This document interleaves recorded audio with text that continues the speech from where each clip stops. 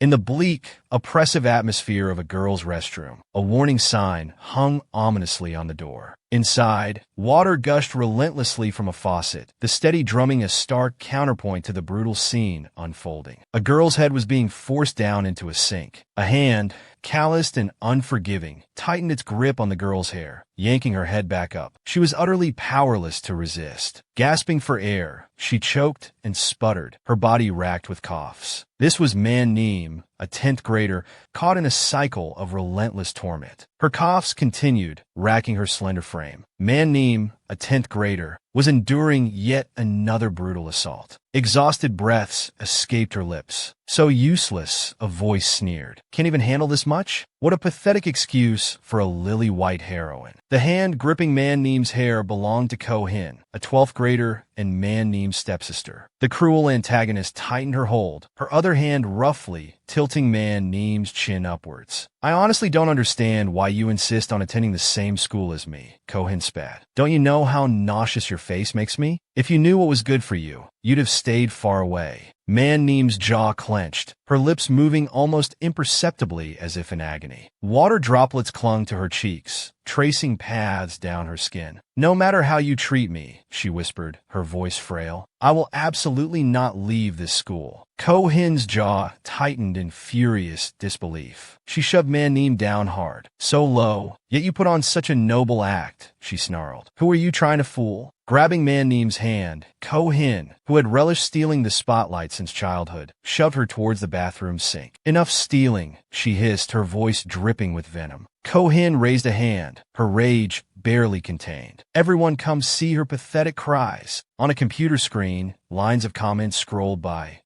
Male lead, come quick. Your wife is being bullied. That antagonist is so vicious. Oh, my heart aches. Is the author the evil stepsister's real mother or something? A girl, propped up on her elbow, watching the scene unfold, clicked her tongue. Busted, she muttered, her fingers flying across the keyboard as she leaned back thoughtfully. The scene was from her novel, The Lily-White School Bully. The story revolved around Muk Duong, the school's male lead, and Man Neem, the pure and innocent lily-white female lead. It was a tale of love at first sight, overflowing with cheesy romance and dramatic flair. Ko-hin, the stepsister and antagonist, served as the catalyst for conflict, her cruelty inadvertently strengthening the bond between the two leads. She was a character destined to live beneath the heroine's radiance, a mere pawn destined to be discarded. The girl at the computer felt a pang of frustration. Why are you just like them? She murmured. Her eyes held a thoughtful glint. Though Ko-hin was an unlikable character, her bitterness stood in stark contrast to Man Neem's naive optimism, evoking a strange sense of sympathy. As she wrote Ko-hin's cruel actions, a flicker of understanding colored her words. Her fingers danced across the keyboard. Leaning back in her chair, she sipped her drink, lost in thought. According to the plot, Muk Duong would now make a dramatic entrance, humiliating Ko-hin and earning her the scorn of everyone around. She sighed. Forget it, she mumbled. It's just a story. She stood up, stretching languidly. I'm so tired. A nap is exactly what I need. I've been living on coffee for days. As she rose, a searing pain shot through her head. The glass in her hand slipped, spilling its contents across her computer, the dark liquid splattering across the screen.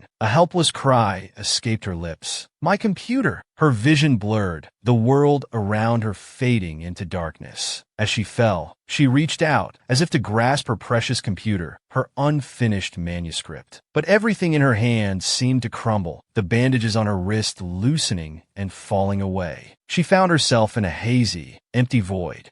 Where's my manuscript? What is this? Wait! Her hand was raised, poised to strike. She struggled, desperately trying to regain control, but her body refused to obey. A resounding smack echoed through the air as a stinging slap connected with Man Neem's cheek. After the slap, Ko-hin recoiled, fear gripping her. Her body trembled. What was happening? Wasn't she at home, writing her manuscript? She stammered, bewildered, unable to explain. What was going on? Even more unexpected, Man-neem brought her hand to her reddening cheek, tears welling in her eyes. Ko-hin stared, stunned. Those shimmering tears, they were so beautiful. Despite the injury, Man-neem's face held a captivating innocence, like a white flower kissed by the morning dew. It was breathtaking. Ko-hin stood frozen, a blush creeping up her cheeks. Man-neem's beauty was utterly disarming. She was truly stunning. Man-neem quickly wiped away her tears, then looked up, a flicker of surprise in her eyes. Seeing Man-neem lower her gaze again, a shadow of sadness crossing her features, Ko-hin felt a pang of inexplicable guilt. "No, that's not what I meant," she mumbled. Tears clung to Man-neem's lashes, tracing paths down her smooth cheeks. The 10th grader's lips curved into a bitter smile. "So, you like me like this?" she whispered. Just then, a gentle male voice broke the tense silence. "Manhwa, what happened?" Ko-hin looked up sharply, startled by the voice. It was him, the male lead of her novel. He rushed towards Man-neem, draping his jacket over her shoulders. "I'm so sorry I'm late," he said. The male lead, his concern evident, leaned closer. "Let me see. Are you all right?" Man-neem stopped him, shaking her head. "I'm fine. Why are you here?" In that instant, Ko-hin recognized him. It couldn't be. It was Muk Duong, the 17-year-old male lead. He turned to Ko-hin, his voice hardening. "Man-neem is under my protection. Bullying her means you're messing with me. And it's only because Man-neem is too kind to make a fuss that I'm letting you off easy. Otherwise, I wouldn't be so lenient." Ko-hin's lips moved, forming the name Muk Duong. He crossed his arms, a frown etched on his face. "Good. You understand. Do you know what happens to those who cross me at this school?" He paused, then added, "Get out of my sight." Without a word, Ko-hin turned and fled, not daring to look back. Muk Duong and Man-neem watched her go, their expressions thoughtful. As Ko-hin ran down the hallway, her mind raced. This wasn't her real world. Other students stared, their gazes filled with confusion and judgment. This wasn't Ko-hin. What had happened to her? Wasn't she always so arrogant? Why did she look so defeated? "Has the villainess lost her edge today?" someone whispered. Ko-hin, or rather, the girl who had created this novel, her hair disheveled and her expression weary, realized the truth. She wasn't just observing the scene, she was living it. The girl she had just slapped. Manhwa. She slapped herself, trying to snap out of it. She was trapped in her own story. But Man-neem was even more beautiful in person. The thought brought a strange thrill of excitement. How could she have slapped such a perfect face?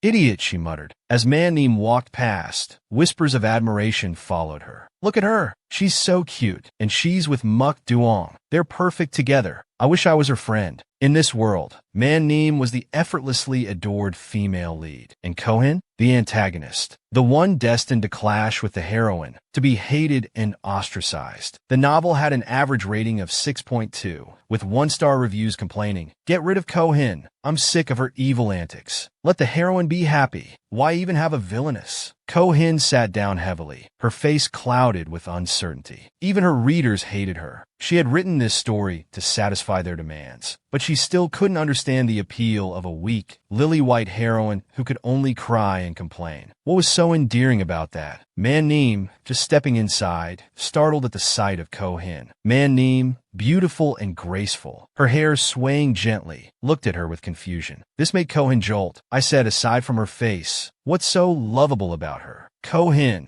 completely bewildered, brought a hand to her chest, feeling the rapid beat of her heart. Her cheeks flushed. Wait a minute, could this be the power of the female lead's halo? Even if I don't like her, I'm still drawn to her face? Her eyes darted around, her emotions in turmoil. No, as the author, how can I be influenced by a character I created? I have to figure out how to get back to reality. Following the usual tropes of Chanyeol novels, to return to reality, she had to reach the story's conclusion. And the ending of this high school romance was a happily ever after for the main couple. Frowning and rubbing her chin, she pondered. To save time while writing, I didn't add too many other characters. For 3 years, from the moment they entered high school until their confession, the main catalyst driving the development of their relationship was the constant bullying of Man-neem. And the main perpetrator of that bullying was this villainous Ko-hin. Being bullied by me is the main plot point leading to the conclusion. So, I just have to follow the plot and continue bullying her. Man-neem gently bid farewell to Muk Duong. Muk Duong, you should go back to class. I can change my clothes myself. He waved back before turning to leave. Be careful. Then, Manneem's figure disappeared as she walked inside. Seeing Manneem, Ko-hin fell into deep thought again. According to the plot, Manneem would be bullied and exploited at the party of the mean girls in the changing room. And Ko-hin,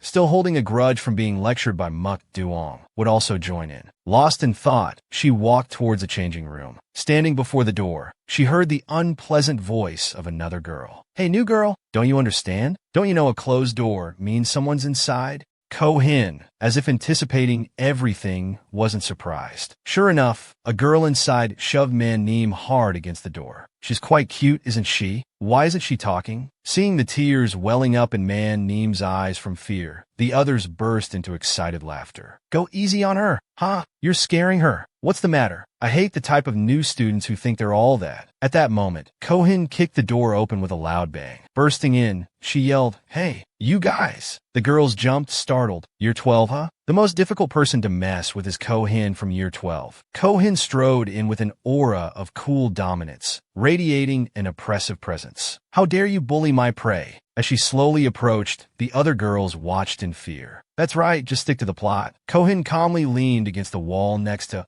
Manhwa. Manneem looked up, her eyes still wet, but instead of fear, they held a look of bewilderment. Ko-hin froze, staring. Damn it, why is she making that adorable little animal face? And that bruise on her face? I can't bring myself to do it. The familiar blue system panel chimed. A message appeared. Rating 6.2. Both the book and the author deserve it. Ko-hin's eyes widened in stunned disbelief. Huh? This feels like I've seen something I shouldn't have. I'm dreaming of the childish dialogue written by the author. Compensate me for my mental distress. Raise the level of your thinking. If you don't have a conscience, don't write books. She froze. That familiar tone, reader comments. The combined brain power of the villain and the female lead is less than a peanut. This is the author's limit. The female lead is useless. She might as well die here. I want to see the male lead go crazy and kill the villain. Please just kill her off. The author used to be a bully too. When it comes to the bullying scenes, the writing is very enthusiastic. Ko-hin stared at the comment panel, lost in thought. I haven't just transmigrated into the novel. The readers can see everything I do and even leave comments. There was nothing like this in the original story. And the scariest thing is, their ratings and scores seem to directly affect this world. Lost in thought, Ko-hin wiped the sweat from her brow. If I remember correctly, if a work is rated lower than 6 points, the main site will cut it in half. This is exhausting. I feel like my soul is leaving my body. Just cut it. Maybe I can go back home that way? But then Ko-hin yelled with newfound determination. How could I do that? A hammer gradually materialized in her hand. Without hesitation, she smashed it. An image of Manneem and Muk Duong appeared. Ko-hin frowned, observing them. If it's cut in half, this world will be frozen. The happy ending for the main couple won't happen. She gritted her teeth in frustration. I might be stuck here forever, bullied by the main characters, and then die one day. Or worse, when it's cut, a fireball might fall from the sky and crush everyone. A wave of determination washed over her. No, I want to live. I want to go home. No cutting in half. Back to reality. Manneem was still trapped within the oppressive aura Ko-hin projected. Manneem, anxious and afraid, whimpered. One of the other girls yelled, "What's wrong with you? Why aren't you hitting her?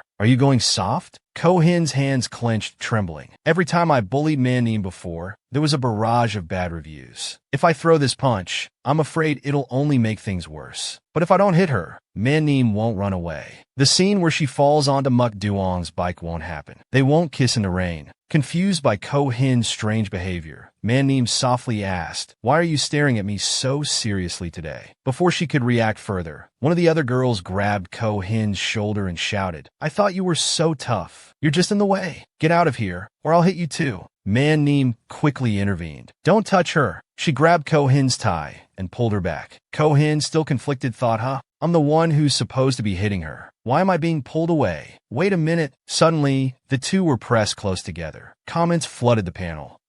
They kissed. What is this? This isn't a bullying scene. Why are they suddenly showing affection? Am I reading the wrong novel? Ko-hin, flustered, her face burning red, was utterly bewildered. More comments appeared. What is the author doing? Is she crazy? Is this because she got scared from the criticism and changed the script? What kind of mess is this? This forced romance is disgusting. Money-driven love in a romance novel? Seriously? Ko-hin was filled with dread. Don't drop the story. And even if you do, please don't give it a 1-star rating. Man-neem gently touched her cheek where their lips had brushed. It felt strange, soft, completely caught off guard. Ko-hin held her head in her hands, feeling utterly defeated. There's no way to turn this around. My life is over. I swear I'll never write a novel again in my next life. But then, a 5-star rating and a positive comment appeared. I'm kind of looking forward to seeing what the author does next. This is so dramatic and exciting. A spark of hope flickered within Ko-hin. Me too. I didn't expect this kind of plot twist in a traditional romance trope. There's a kind of crazy literary fun to this. Don't worry, I'm a sucker for this kind of stuff. I love watching this. Ko-hin stared, open-mouthed. What's happening? The rating went up from 6.2 to 6.3. Man-neem, meanwhile, was on the verge of tears. Ko-hin was completely frozen, still reeling from the accidental kiss. The negative comments that had been flooding the panel began to disappear. She was dumbfounded. She was being praised by the readers, despite being scolded just moments ago. But why was the rating increasing? Suddenly, a bright light flashed, forcing Ko-hin to squint and shield her eyes. What now? But now, she was left dumbfounded, unable to comprehend why she was being praised by the readers despite having just been scolded. And why was the rating increasing? Just then, a blinding light flashed, forcing Ko-hin to squint and shield her eyes with her hand. What's happening now? Bursts of contemptuous laughter erupted before Ko-hin, accompanied by the incessant clicking of camera shutters. This is hilarious. I got a picture of them kissing. How disgusting. Post it on the school forum. It'll definitely be a hit. Or how about we tie them up like this in the bathroom? Man-neem suggested excitedly, a wicked grin spreading across her face. If we do that, everyone will know that the older sister is mine. Ko-hin furrowed her brow and retorted sharply. Do you know that taking pictures of someone without their permission is illegal? In response to her defiance, comments appeared on the virtual panel. These thugs are disgusting. Ko-hin is much prettier than them, and way more badass. Ooh, do you think we'll get to see Ko-hin get beaten up? I'm so excited. The group of girls burst into laughter. Ko-hin's talking about the law. Kick her in the stomach and see if she can still talk tough. Immediately, one of them grabbed Ko-hin's collar, her grip firm. We gave you a chance, but you didn't take it. Don't blame us for beating you up too. Behind them, another girl was pulling Man-neem's hair, causing her to cry out in pain. It hurts. I'm sorry. Please stop. Ko-hin quickly grabbed a nearby broom and stood protectively in front of Man-neem. Get away from her, she yelled. The girl holding Man-neem's hair was furious. You bitch, she snarled. But Ko-hin calmly slapped her across the face without hesitation. As the girl fell to the ground, Ko-hin stepped on her back, placing the broom handle in front of her. Next time you try to mess with her, Ko-hin warned, her voice dangerously low, I'll break your legs. She blinked, surprised by her own strength, and wiped the sweat from her brow, her mind racing. I didn't think I could take on so many people, she thought, bewildered. Does the villain's body have some kind of attack boost? The thought made her break out in a cold sweat. I didn't want to fight them, but they were taking pictures and posting them online. What if the male lead sees it and the plot goes off track? I might never get home. What am I going to do?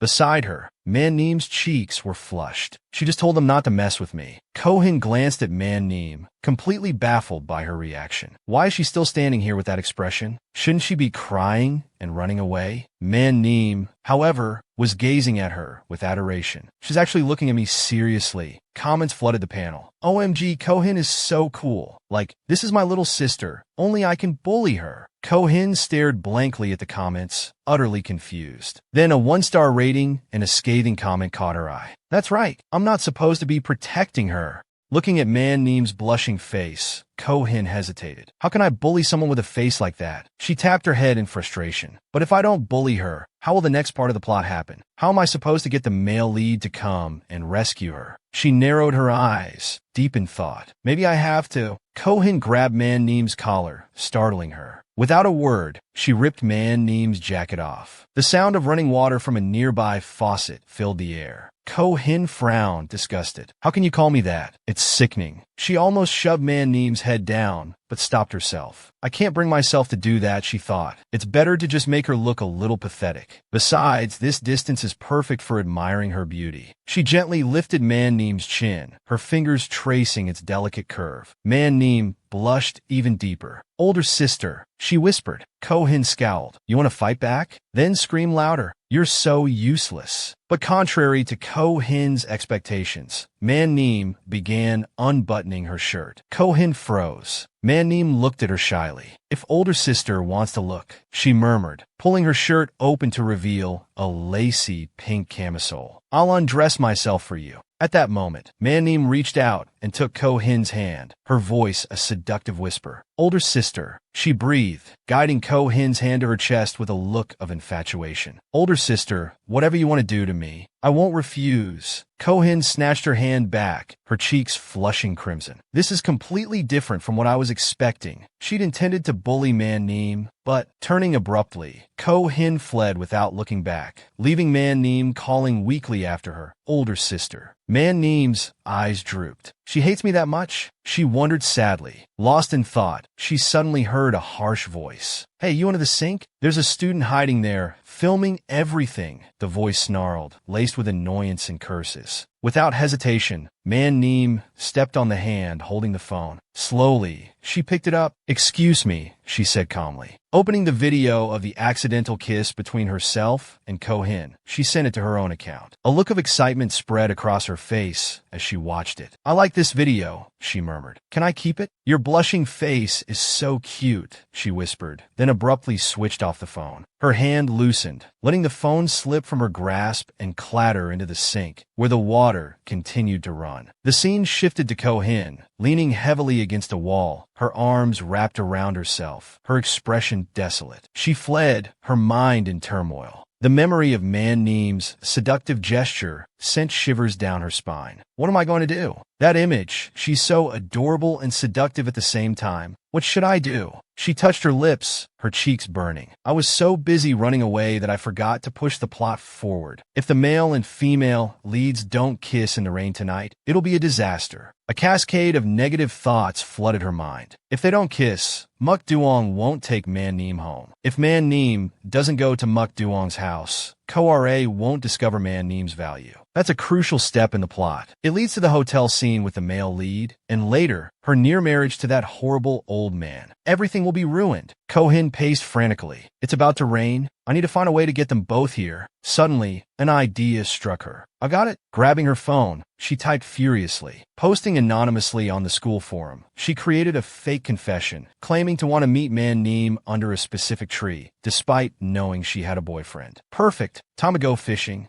A determined look settled on her face. Muk Duong's people filter all news related to Man-Neem and send it to him. He'll be here in less than 10 minutes. 10 minutes later, two figures hurried through the school grounds. Young master, we've searched everywhere, but we can't find Miss Man-Neem, one of them reported anxiously. I know, Muk Duong replied, his voice tight with worry. I'm just afraid she's being bullied. His bodyguard, Tony, looked concerned. Young master, you don't look well? Tony gently took Muk Duong's arm. Lean on me. Rest for a moment. I'll send more people to look for Miss Man-Neem. Hidden in the bushes, Ko-hin watched in disbelief. I didn't write this scene. Why are they being so intimate? They're at school. Without warning, Tony swept Muk Duong into his arms. Young master, you need to take care of yourself. Let me carry you to the car. Ko-hin gaped, speechless. What is happening? When did I write this into the script? Why are they hugging? I don't approve. Isn't Muk Duong supposed to be frantically searching for Man-Neem? The comments section exploded. Yesterday, he was all about the female lead, and today he's all over his handsome bodyguard. Typical man. Don't blame men. Blame the author. This is disgusting. I hope the author's crush hugs their bodyguard like that every day. With this level of writing, what else can we expect? Ko-hin read the comments, numb with disbelief. What does this have to do with me? She thought, despair creeping in. This is a disaster. I have to do something, but what? Suddenly, an idea sparked. The only way is to make Man-Neem appear sooner. I need to get her to where Muk Duong is. Ko-hin grabbed her phone, a plan forming in her mind. Beside a computer, a phone pinged with a notification. A slender finger reached out and tapped the screen. It was a message from Ko-hin. Come to the tree-line path. I'm alone. Hurry. Man Neem stared at the message, a thoughtful expression on her face. She wants to meet me alone? Isn't that place a famous dating spot? Man Neem carefully reapplied her lipstick, making her lips a vibrant red. She smoothed down her skirt, adjusting her clothes. Looking fresh, bright, and pretty, she thought she'll definitely like this. She quickened her pace, a spring in her step. As she walked, she pondered, when did my heart start beating faster whenever I hear from her? Has she been paying attention to me all along? Or was it her angry glare that felt so warm and dazzling? And the way she stood up for me, so breathtakingly beautiful. Man Neem's eyes shone with blissful daydreams. She took a deep breath, trying to compose herself. She glanced around, searching for the person she was meeting. This is a place where is she? Another message from Ko-hin popped up. Stay there. Don't move. Man Neem blushed, her eyes darting around. Is she hiding in the shadows, watching me? Why doesn't she come out? Is this some kind of game? For some inexplicable reason, Man Neem subtly lifted her skirt, thinking, if I do this, she'll see. Hidden in the bushes, Ko-hin felt a sense of relief. Okay, the female lead is in position. But she was puzzled. Her skirt is a bit short. Ko-hin dismissed the thought, assuming it was part of Man Neem's attempt to seduce the male lead. A car sped towards them. Ko-hin gasped. The male lead has arrived. Observing Man Neem, Ko-hin thought, Muk Duong will definitely feel sorry for her when he sees her being bullied. Then they'll kiss, he'll give her a piggyback ride, and take her home. The female lead must seize this opportunity. The car's headlights shone brightly, forcing Man Neem to shield her eyes. Recognizing Muk Duong's car, a look of annoyance crossed her face. I only got close to him to get her attention. Why is he bothering us now? Then an idea struck her. If she sees me being bullied, she definitely won't stand for it. Inside the car, Tony spoke up. Are you still sulking about me carrying you to the car? Muk Duong frowned. I told you we can't do that at school. What if someone sees us? Tony's voice remained calm. I don't care what others say. I'll always be there for you, young master. Muk Duong blushed slightly. It's not that. Stop the car. The situation was about to take an unexpected turn. Ko-hin suddenly appeared, yelling, Stop the car. The car screeched to a halt. Man Neem cried out, seemingly struck by the car. Ouch! Muk Duong jumped out of the car. Are you okay? He froze, recognizing Man Neem. Man Neem looked at Muk Duong, tears streaming down her face. I was so scared. I was so scared, she repeated. Ko-hin's hands clenched, trembling. Man Neem almost. She gritted her teeth. How could this happen? Ko-hin rushed forward. Pointing accusingly, she shouted, What were you two doing in the car? Don't you watch where you're going? What if you had hit Man Neem? Oh my God! Man Neem instantly sprang to her feet and threw her arms around Ko-hin, startling her. Sister, I was so scared. I'm hurt. Ko-hin, equally surprised, hugged Man Neem back, trying to comfort her. If Man Neem dies, this whole story will collapse. I might be stuck here forever. Ko-hin thought, her frustration bubbling over. Muk Duong, I just saw you two hugging. I thought you liked Man Neem. Despite her outburst, she was utterly bewildered. Why is everyone's relationship so messed up? Muts duon stammered. I am sorry. Niemiecki. Did I scare you? Tony stepped forward defensively. Almost hitting someone is our fault, but perhaps we should ask why Miss Man Neem was standing in the middle of the road like that. Our young master was also quite frightened. The two locked eyes, the air thick with animosity. Under the quiet night sky, Tony stood protectively in front of Muk Duong, a frown etched on his face. Do you want me to show you the dashcam footage? Ko-hin's gaze snapped to Man Neem, a thoughtful frown creasing her brow. I overreacted a bit because the female lead almost got hurt. If she gets seriously injured, my plan to go home will be ruined. It's better to stop things here. Arguing with the male lead isn't a good idea. Another thought struck her. Besides, if the male and female leads are fighting and the evil antagonist like me tries to intervene, it'll look totally unnatural. Ko-hin softened her tone. Next time, you two should be more careful. Man Neem clung to her arm, a picture of fragility. Sister, I'm so hurt, she whimpered, tightening her grip, her eyes shimmering with unshed tears. I've never been so scared in my life. I thought I was going to die. Ko-hin faltered for a moment. Why does she look so innocent and vulnerable? So pitiful? A fresh wave of annoyance washed over Ko-hin. She pointed at Muk Duong and Tony. How could anyone be so heartless as to hurt such a sweet girl? Muk Duong, you owe me an explanation. Man Neem, secretly delighted, thought, she's so beautiful when she's angry. No one in the world is as perfect as her. Muk Duong, intimidated, wondered, is Neem Neem seriously injured? He lowered his gaze slightly. I care about Neem Neem the most, and I'll take responsibility. Inwardly, however, he was suspicious. Since when did Ko-hin care so much about her sister? And she's so scary. Ko-hin was completely baffled. Shouldn't a typical CEO be forceful and domineering? Why is the character I wrote being so reasonable? Tony smirked, glancing sideways. It's been a while since young master has been this polite. Ko-hin stared, dumbfounded. Why is he happy to see his young master like this? If I hadn't written this character myself, I'd be questioning his motives. Tony paused, a thoughtful expression on his face. He's usually so timid, but after all these years of training, he's become more assertive. He rarely shows this adorable side. But what does he mean? Cares about Man Neem the most? She felt a pang of annoyance. She cleared her throat, regaining her composure. But I can't let him be bullied either. I'll deal with him later. Tony pulled out his phone and a map. It's unusual to see Miss Ko so concerned about her sister. I'll arrange for a driver to take Miss Man Neem back. The Mu family doctor will also come to the Ko residence. Do you have any other requests? Ko-hin hesitantly replied, no.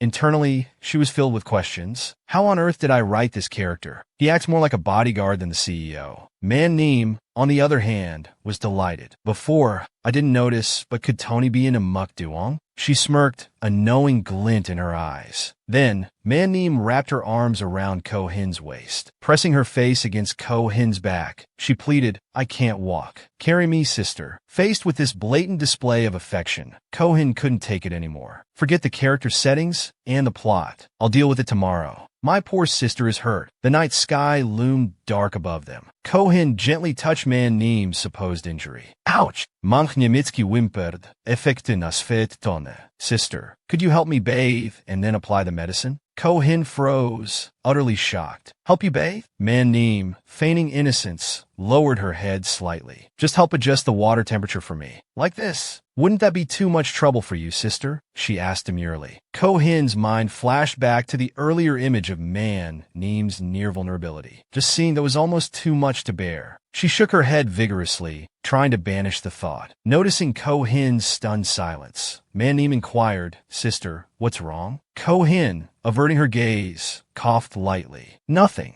The scene shifted to the bathroom, where Man Neem's dress was slowly being removed. Ko-hin rubbed her chin thoughtfully. I'm doomed. How do I even adjust the hot water? I didn't write this kind of detail in the book. I just wrote that the water heater was very modern, like they are in the real world. She fumbled with the controls. I think it's here, she muttered, pressing a button. Water gushed out with a roar. Man Neem's shriek echoed through the bathroom, causing Ko-hin to whirl around instinctively. Her eyes widened at the sight before her. Man Neem stood there, clothes disheveled and revealing, her voice dripping with a seductive tone. Sister, are you bullying me like this? The scene changed abruptly to Muk Duong, leaning against a glass wall, looking distraught. I messed up again, he murmured. He seemed deeply troubled. From the first time he saw Man Neem, he felt a need to protect her, not out of romantic interest, but because he saw it as a way to train himself to be stronger. He frowned, his face etched with frustration. But today I faltered in front of Ko-hin. If I can't even protect a girl being bullied, how can I take over the family business? Suddenly, someone behind him unbuttoned his shirt. There's no need to be so buttoned up at home. It'll hurt you. It was Tony. Muk Duong flinched. Don't sneak up on me like that. Tony calmly replied, Don't move. Beneath the black shirt was another, tighter garment, which Tony began to loosen. His hands gently caressed Muk Duong's skin. Muk Duong's eyes widened in shock. Don't touch there, Muk Duong stammered. Tony, unfazed, replied, Young master, I'm just helping you relax. It's my job. It was revealed that Muk Duong was, in fact, a woman disguised as a man. Tony's voice softened. A cross-dresser? It's all right. You still have me. You can always rely on me, young master. Muk Duong responded weakly. I don't want to be so weak. It's a good thing you're here today, Tony. Tony leaned in closer. But you said you only cared about Man Neem. So, whatever I do doesn't matter anymore, right? Muk Duong's skin flushed at the contact. What are you doing? She asked, her voice strained. Muk Duong's reaction was strangely flustered. Let out a cute little moan, Tony purred. The scene cut back to the bathroom, where the shower head had fallen to the floor. Man-Neem, her body alluringly exposed, asked innocently, "Sister, do you want me to keep going?" Ko-Hin seemed paralyzed with shock. "What have I done? How did I get so mesmerized by her beauty that I carried her back home?" Man-Neem's eyes shimmered with tears. "I know you don't like me. I made you drop me. I'm so sorry. I just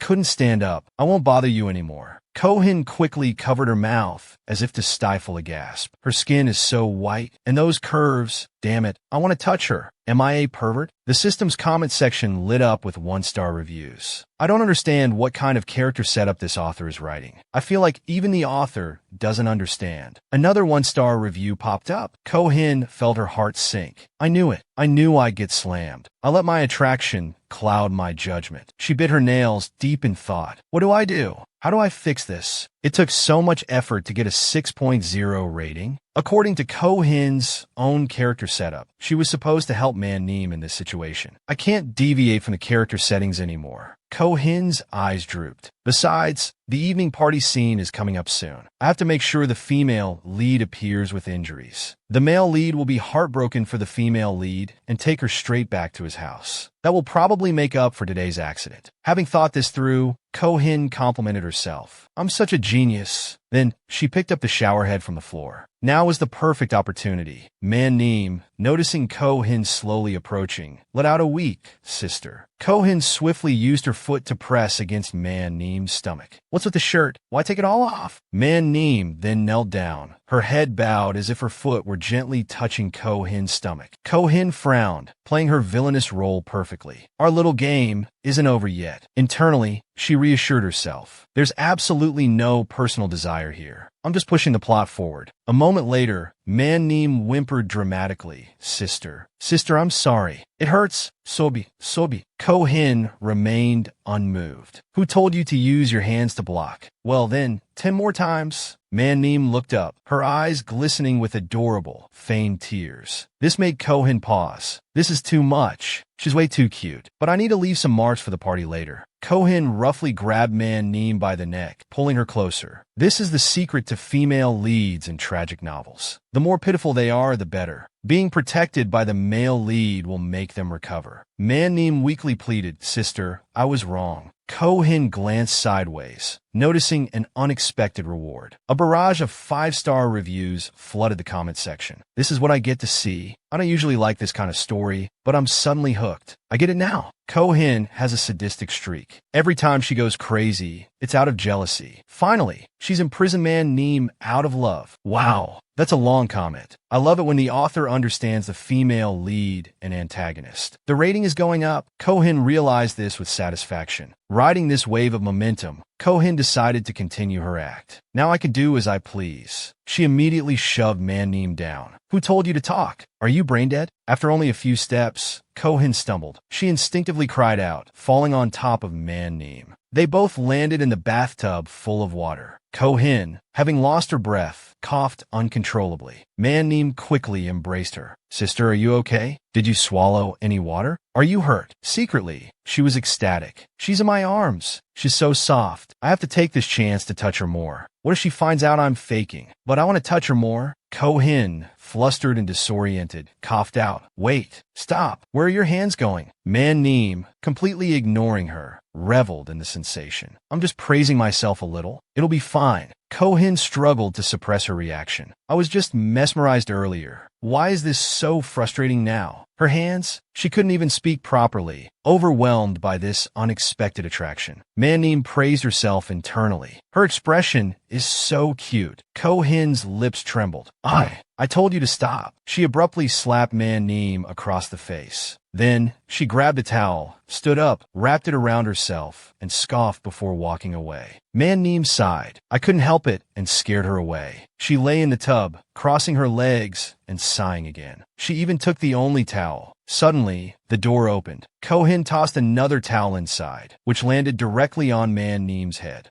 To Man-Neem's surprise, Ko-Hin slammed the door shut. Man-Neem covered her mouth in astonishment. A look of delight spread across her face. She's so cute. The scene changed to two pairs of people in a room. Someone's hand gently stroked another person's stomach. Relax a little. Man-Neem suddenly grabbed Ko-Hin's mouth, her voice dripping with seduction. Sister, you're hurting me? Ko-Hin frowned, her cheeks flushing. Ungrateful wretch. I even helped you today. Man-Neem, unbothered, pressed closer, her tongue lightly tracing Ko-Hin's neck. This made Ko-Hin tremble uncontrollably. Even if I take you home, it's still considered helping you. I even carried you back and didn't dare hit you. I even push you towards a male lead. Man-Neem smiled gently and said, but aren't you enjoying this, sister? If you kiss me, you won't be chopped in half. Ko-Hin hung her head. Don't lie to me. Just then, Ko-Hin suddenly opened her eyes. Her rating plummeted continuously as Man-Neem embraced her. She was like a butterfly escaping from this dream. She woke up with a start, screaming, help! Ko-Hin paused for a moment. Wait! Then, she calmed down slightly. Was that a dream? Ko-Hin cupped her face in despair. What's wrong with me? Why did I dream of kissing her? Her face flushed crimson. That was a spring dream, wasn't it? Definitely a spring dream. If I stay in this world any longer, I'll definitely be corrupted. She buried her face in her hands, practically fuming. Ko-Hin's cries of help echoed throughout the large apartment building. The scene shifted to someone entering, wearing high heels. A woman with a sophisticated air stood before Man-Neem, her voice sharp. Why did I give birth to such a useless thing like you?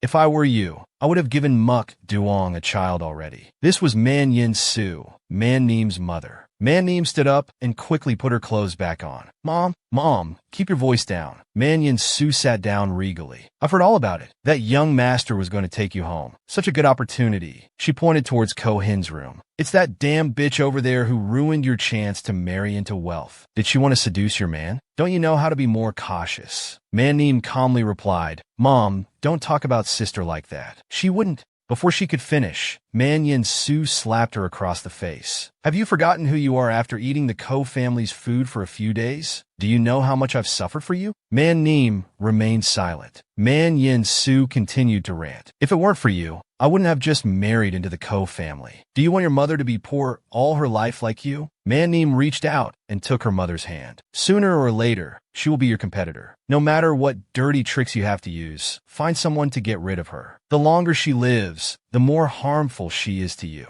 Her eyes drooped sadly. Mom, don't say any more. They'll hear you. Then, she pulled something out of her bag. Here's something good for you, Mom. She took a small bottle of medicine and handed it to Man-Neem. In 2 days, the Muk family will hold a birthday party for their son. Make sure things happen. Don't let things drag on. With that, she turned to leave. I'm going to prepare your things. And don't tell Ko-Hin about this. This medicine is very potent, so don't drink it carelessly. The door closed. Man-Neem held the bottle, examining it. Her expression was weary. It's been 15 years, and she still only says these things. But these days I've had her thanks to her marrying into a good family. I don't have the right to laugh at her. Holding the bottle up to the light, a sinister smile spread across Man-Neem's face. A strong aphrodisiac. Huh? What if sister accidentally drinks it? Ko-Hin stood outside her room. Yesterday was so embarrassing. I actually ran away. But in order to go home, I don't care about negative comments or losing face. She set a goal for herself. Today, she would bully Man-Neem relentlessly. Ko-Hin opened the door and called out Man-Neem's name. The classmates surrounding Man-Neem were stunned to see Ko-Hin actually come to the classroom. They whispered amongst themselves, is she going to bully Man-Neem again? Should we stop her? But she's so scary. Man-Neem is in trouble. Seeing Ko-Hin call her, Man-Neem cautiously approached. Sister Ko-Hin. Ko-Hin froze. Damn it, seeing her reminds me of that dream. As Man-Neem stepped closer, Ko-Hin flinched back. Stay away. She retreated a few steps. I must have entered the wrong way. I have to try again. Just then, she bumped into someone. Ko-Hin turned around. I'm sorry. She had bumped into Muk Duong without realizing it. Muk Duong walked right past Ko-Hin, heading straight for Man-Neem. Ko-Hin watched, surprised. Why is Muk Duong here? Does he want to protect her? Muk Duong asked Man-Neem with concern. Is your leg still all right? Man-Neem replied indifferently. It's fine. Muk Duong continued. I want to invite you to my birthday party this weekend. He then handed her an invitation. Seeing this, an idea sparked in Ko-Hin's mind. That's it. Ko-Hin began to formulate a plan. According to the plot, plot, besides last night's kiss in the rain, which unfortunately got messed up by the butterfly effect. The male lead also gives the female lead an invitation and a designer dress. Seeing Muk Duong pat Man Neem's head, I'm incredibly intrigued. That's a key prop for the next part of the plot. I need to see what that dress looks like. Muk Duong said softly. Well then, get some rest. I won't bother you anymore. Hearing this, Ko Hin's face froze in confusion. Seeing Muk Duong sadly wave goodbye like that is incredibly confusing. Where's the dress? Where's the dress that causes so much bloodshed? She lowered her gaze, lost in thought. If there's no dress, the plot will change. That will affect my chances of going home. What should I do?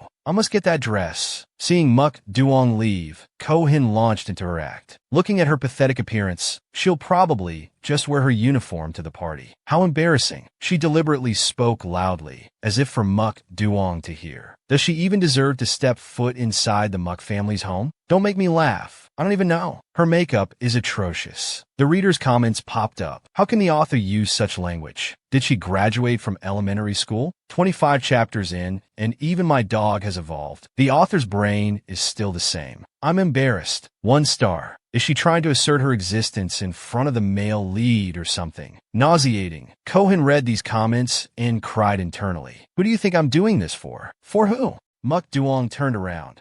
Man Neem's most precious quality is her inner beauty. Even without a dress, she's the most beautiful. You can't compare. Ko Hin froze in place. Are you stingy or just stupid? Mom didn't write you like this. She sighed softly. It seems I can only resort to drastic measures. She crossed her arms and furrowed her brow. Young master, did you forget something? Muk Duong handed her an invitation. Here's an invitation for you too. Ko Hin took it instinctively and froze. How did this happen? Could it be? Ko Hin keeps making things difficult for Neem because she likes me? Muk Duong left with this foolish thought. Seeing this, the other students started whispering. Could it be that Ko Hin likes Muk Duong? Is that why she's always against Man Neem? Does she want to steal her sister's man? How disgusting. Meanwhile, Man Neem seemed to be gripping her pen so tightly that it was about to break. She looked furious. Man Neem quickly walked towards Ko Hin and repeatedly asked, Sister Ko Hin, do you like Muk Duong? Ko Hin, still stunned by the fans' comments, could only manage a bewildered, what? How could I? The corner of Man Neem's lips curled slightly, her mood seemingly plummeting. Every time you see him, you're so concerned. Just now you wanted to talk to him too. Were you secretly looking at him? I can't stand it. As she spoke, Man Neem reached out and gently touched Ko Hin's cheek, then cupped her face, much to Ko Hin's astonishment. Man Neem's eyes brightened, yet there was a hint of sadness and displeasure in them. He's clearly mine. Ko Hin stared back, speechless, a sense of confusion rising within her. Wait, what's going on? Something doesn't feel right. Man Neem's sudden caress of her cheek left her even more bewildered. Man Neem's gaze dropped, a look of displeasure on her face. I can't stand it. You're clearly mine. Ko Hin was utterly perplexed. What's going on? Why is the White Lotus suddenly acting like this? Man Neem is supposed to be bullied and endure it no matter what. As Man Neem continued to caress her cheek, Ko Hin instinctively flinched back. What are you doing? She asked. Whether it's Man Neem's accident or Tony and Muk Duong's reactions, everything is different from the script I wrote. Looking at the hand stroking her cheek, Ko Hin couldn't help but ponder. I've clearly been trying to stick to the script. Man Neem's fingers trailed from Ko Hin's cheek towards her lips. Man Neem gazed at her lips, her eyes fixated. Your lips are so soft. I really want to kiss them. But Ko Hin's reaction was one of pure terror. It seemed she had frightened her. Man Neem blushed, her cheeks flushing crimson as she leaned in closer. Does she suspect something? Does she sense I'm not the same? Right now, only by crying and making a fuss can I maintain my White Lotus image.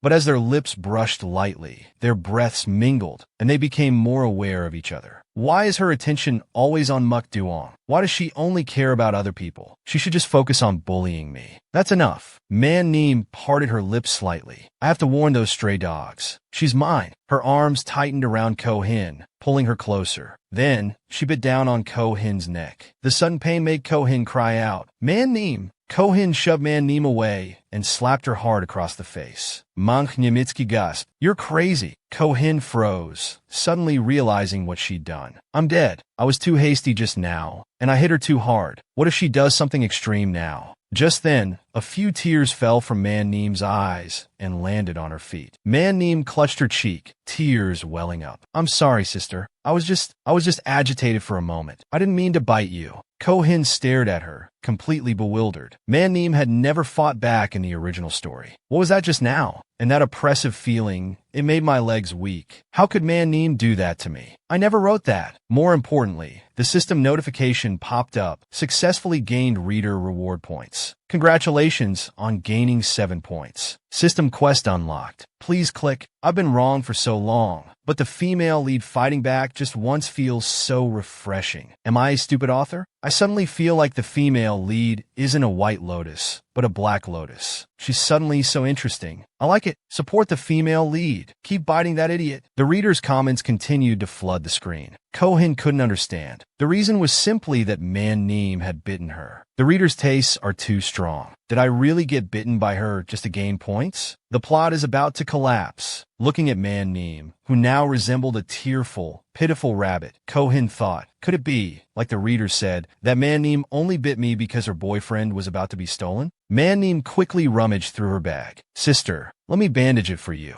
I was just impulsive and reckless for a moment. She pulled out a Band-Aid and peeled off the backing. She can't possibly like Muk Duong. The only person she cares about is me. Muk Duong is just an accessory. Suddenly, Ko-hin grabbed Man-Neem by the collar and pulled her close. Ko-hin immediately launched into her act. If you know I'm interested in Muk Duong, then stay away from him from now on. Understand? I'm so smart. This way, I can reinforce my character and have a reason to get close to Muk Duong. It's a win-win. Ko-hin felt a surge of triumph inside. Man-Neem's face darkened. Interested? Ko-hin shoved Man-Neem, causing her to fall to the ground. The other students gasped. Man-Neem, are you okay? Ko-hin, you're too much. Man-Neem lowered her head, showing no reaction. Ko-hin turned her back, her voice haughty. If you don't want Muk Duong to see those disgusting photos of you, then be obedient. Watching Ko-hin walk away, the other students were furious. That's too much. Let's tell the teacher. We should tell Muk Duong. But Man-Neem had her own thoughts. Just a thought. She clenched her fists. If she's with someone else? No, absolutely not. I just want to lock her away, so she can only see me.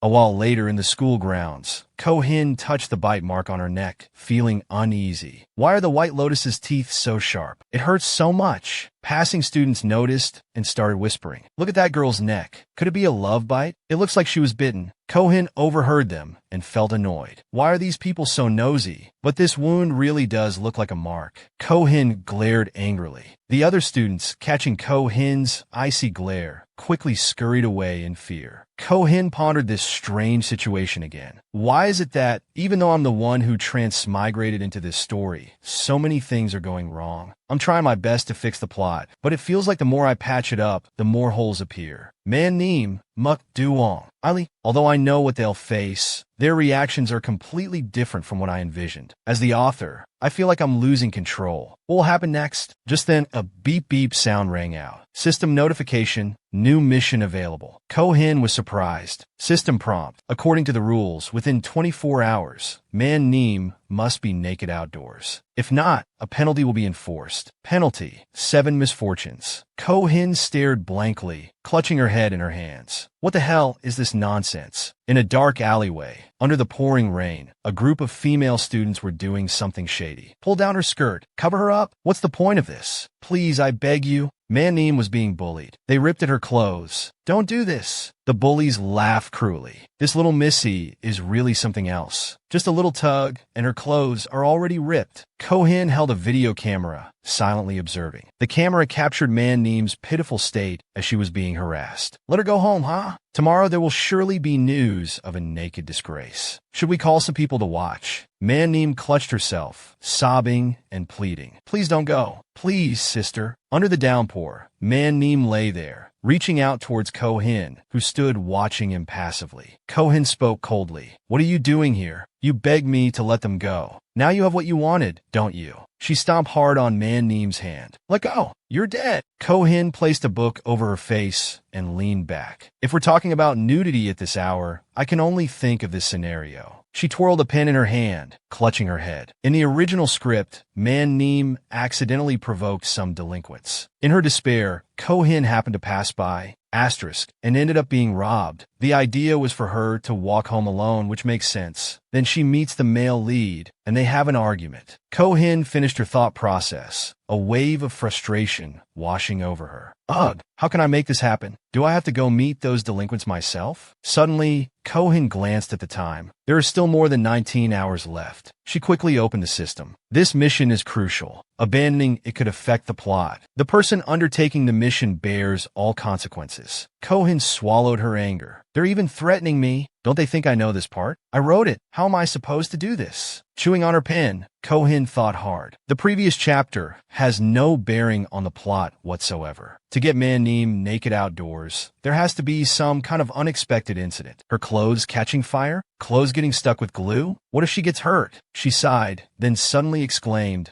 and jumped to her feet, a confident smirk spreading across her face. I'm overthinking this. What am I doing? I'm the evil second female lead. I do bad things. She grabbed a bucket of dirty water. I'll just dump this on her, give her some clothes, and that's it. Looking down from the rooftop, Ko-hin focused. According to the script I wrote, the female lead will be confessed to at this location in 5 minutes. Suddenly, someone grabbed Man-neem's arm and called her name. Hey, Manhwa, didn't the class president ask you to meet him by the fountain? Are you really not going? I bet he wants to confess. Man-neem replied without hesitation, I'm not interested. The other girl continued, I know you have feelings for Muk Duong, but a young master like him is very busy. Even if you reject the class president, you could ask him to warn your sister to stop bullying you. Man-neem responded coldly, my relationship with my sister is a family matter. It doesn't concern anyone else. Suddenly, Man-neem's gaze drifted upwards, catching sight of Ko-hin standing on the rooftop, arms crossed, looking down. And Ko-hin's gaze was intensely focused, her face taut with an unprecedented tension. As she watched Man-neem intently, a sudden blush crept up her cheeks. Then, she abruptly turned and ran.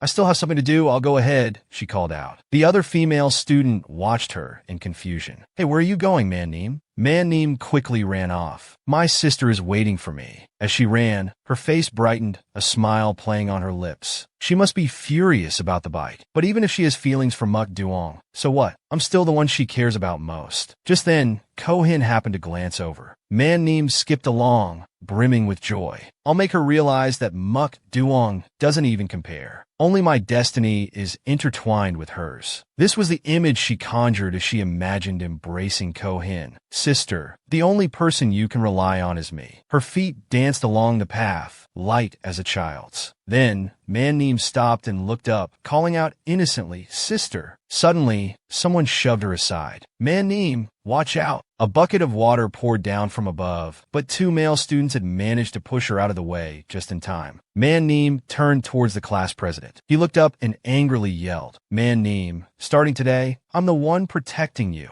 He looked up, his declaration loud and solemn. I absolutely will not let you bully her. Ko-hin, watching from above, scoffed in disgust. How annoying. The class president below pointed up at her. Even if you're a senior in 12th grade, I'll definitely report you to the homeroom teacher. He thought to himself, my luck is incredible. This is perfect. I'll help Man-neem get revenge and teach Ko-hin a lesson. Man-neem will definitely be touched and fall in love with me. Ko-hin bristled at his words. Are you threatening me? Seeing Ko-hin's intimidating demeanor, the class president stammered, his bravado faltering. My father is the vice principal. If you dare to anger me, I'll definitely get you expelled. She probably won't seek revenge outside of school, right? But Ko-hin simply turned and walked away, a cold expression on her face. Back inside, she thought, looks like I'll have to think of another way. The class president turned to Man-neem and urged, Man-neem, let's go find a teacher. Man-neem, standing beside him, spoke with a chilling indifference. Excuse me, are you finished? She frowned, her disgust evident. This has nothing to do with you, class president. I don't need you playing the hero here. Unless you want your clothes dirty, please leave. Then, she turned and walked away. Next time, please don't get in my way. She walked over to the puddle of dirty water and lightly smeared some on herself. Why do these self-proclaimed men keep bothering me and my sister? Her eyes lowered. I have to find a way to make sister hate them. Then, a sly smile crept onto her face. I have an idea. What did Ko-hin say to Man-neem in the next chapter that made her blush so deeply? Back at school, Ko-hin lay slumped over her desk, utterly dejected. No, there's no way. Frustration gnawed at her. Damn system. Why Why did it suddenly give me such a difficult task? She glanced at the system timer counting down. Yesterday, I tried everything and nothing worked. Now, there are only 2 hours left until the mission deadline. If mission 7 fails, I'll lose a point, and then it's all over. She steeled her resolve. If nothing else works, I'll just have to resort to brute force. I don't care if she looks pathetic or not. Then, Cohen kicked open the door and yelled, "Where's Man Neem? Get out here." The other students stammered, "And Man Neem isn't here. She wasn't in class last period." Cohen immediately grabbed the student by the collar, her voice icy. "Say that again. What kind of trick are you playing? If Man Neem isn't here, then you'll take the beating instead." The female student paled, terrified. "Why you let me go? She really isn't here. I'm not lying." Cohen pulled out her phone, releasing the student's collar. "I wasn't paying attention for just one class, and now she's gone? The mission is about to fail, and Man Neem isn't answering her phone." Suddenly, her phone buzzed with a notification. A message from Muk Duong to Cohen about him liking me. "I want to talk to you." After reading it, Cohen was confused. Muk Duong sent her a message wanting to talk about love with her? Cohen couldn't understand at all. What the hell is the male lead doing? She thought. I didn't write this part in the original story. Confused and restless, she paced back and forth. Besides, the most important thing right now is to find the female lead. I don't have time to deal with him. Suddenly, an idea struck her. Wait a minute. Looking at the message Muk Duong sent, Cohen thought about the location. Isn't this the same place where the female lead runs into those 3 gangsters? Stripped naked? Cohen's face darkened. Could this be some kind of altered plot point? She took off running, driven by a desperate need to understand. I have to go there, even if it's a trap. I have to take that chance. She raced towards a corner of the school grounds. Man Neem leaned against the wall, phone in hand, observing the area. She seemed lost in thought. If Cohen likes Muk Duong and sees that I secretly used his account to send this message, she'll definitely come here. And if she finds out Muk Duong stood her up, she'll be humiliated, right? Her grip on the phone tightened. It's okay. I'll make her hate him even more. Just then, Man Neem heard a sound. Cohen's here, and she definitely won't find Muk Duong. Before Man Neem could react, Cohen slammed her against the wall, fury in her voice. I knew you were here. Cohen ripped Man Neem's shirt open, startling her. What are you doing? Man Neem stammered. Cohen scowled. Don't struggle. Man Neem fell silent, her cheeks flushed. Cohen continued to undress her, her voice laced with menace. Behave yourself and take off your pants. Don't waste my time. Man Neem looked at Cohen, a strange longing in her eyes. I really want to hold her tight. I really want to possess her. Almost unconsciously, she reached out. I can't stand it anymore. Cohen roughly pulled Man Neem's white shirt off completely, eliciting a gasp. That hurts. But despite the pain, Man Neem seemed strangely elated. You're so rough. It's intoxicating. You really do care about me. You don't care about anyone else. Cohen grabbed Man Neem's face roughly. Cut the act, you little slut. Man Neem responded weakly. I am not. Internally, Cohen was in turmoil. Ugh, she's so adorable. Did I go too far this time? That look on her face, like she's trying not to cry, it's even more endearing than actual crying. Meanwhile, Man Neem was reveling in Cohen's scent. So close. She turned away, a sly look on her face. Is this what it means to use a mission as an excuse to indulge myself? This is too much, isn't it? A daring thought crossed her mind. I want to kiss her, be even rougher with me. Cohen suddenly squeezed Man Neem's thigh and lifted her chin. What are you hiding? Man Neem studied Cohen's face. I want to hold her tight. I want to possess her. She reached out again. I can't hold back anymore. Just then, someone approached. Well. Didn't expect to find a couple of high-class ladies slumming it in the trash heap. Both of them turned their attention to the newcomer. A group of 3 girls approached, sneering. Just the 2 of you? Feeling a little lonely? Why don't you let us join in? This is our turf, you know? You 2 are being awfully rude. Cohen thought, aren't these the gangsters from the script? They're actually here. I can't let them interfere with the plot. I need to get rid of them. She quickly tossed her jacket to Man Neem. Stepping in front of Man Neem, Cohen scowled at the girls. This is my prey. Get lost. Man Neem clutched the jacket tighter. This is perfect. My Cohen. One of the girls stepped forward and tilted Cohen's chin up. Compared to that little rabbit, we're much more interested in a high-class lady like you.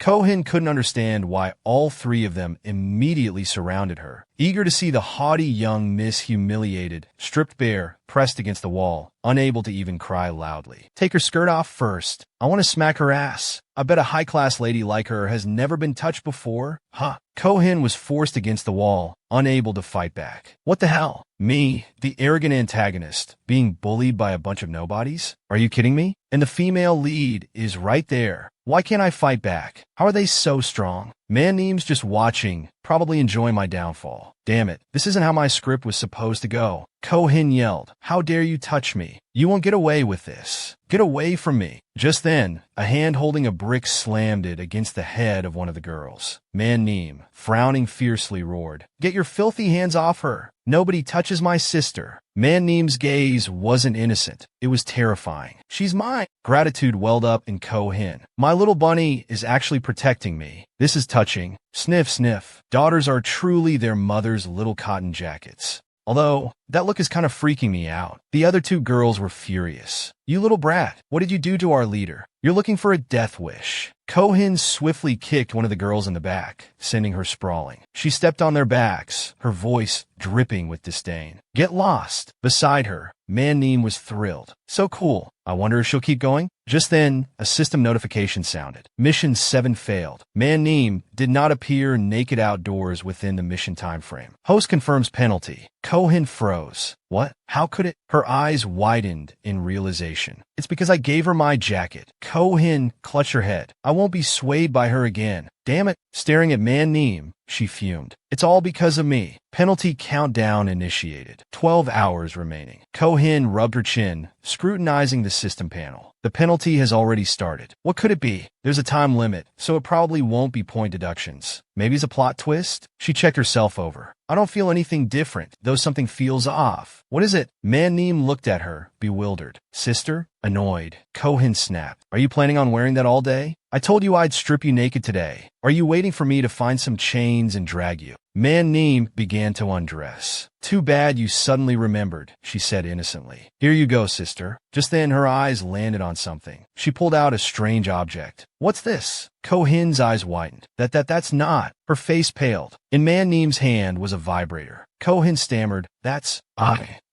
She'd only ever seen them in advertisements. She'd never owned one, and it had the system's mark on it. The system said, could it be? Kohin lunged for it. "Give that back. Who gave you permission to touch my things? Didn't your mother teach you any manners?" As her hand reached for it, Manneem accidentally pressed the button. A jolt shot through Kohin. She gasped, clamping a hand over her mouth to stifle a moan. Manneem, concerned, reached out. "Sister, are you okay?" Kohin swatted her hand away. Tears welled in her eyes as she choked out, "Give it back." Manneem, noticing her reaction, felt a thrill of excitement. "She's so cute like this." Understanding dawned on her. So this is what gets her going. A mischievous glint entered her eyes. "If I just press it again, without her noticing," Kohin gasped for breath, collapsing onto the ground. That damned penalty. That damn Manneem. Kohin felt utterly disoriented. Her eyes shimmered with unshed tears. Though nothing was physically touching her, she felt jolts of electricity coursing through her body, leaving her legs weak and unable to stand. "What the hell is happening to me?" She glared up at Manneem, her voice threatening. "Give me back my jacket and my things, then get lost." Manneem leaned down slightly, her voice soft. "You smell so good, sister." Kohin frowned, irritated. "What nonsense are you talking about? What smell?" Two people standing nearby whispered to each other. "What a lovely scent. I've never smelled anything like it before. It's like a natural body fragrance." Kohin instantly understood, her hands flying to cover herself as she inwardly cursed. "Oh my god, that damned system. I knew it wouldn't be that simple. What the hell is this? Pheromones? Heat cycle? I'm not even from this world. This is ridiculous. I knew failing the mission would be bad, but I never imagined it would be this." She shoved Manneem away and scrambled to her feet. "I need to get home and hide before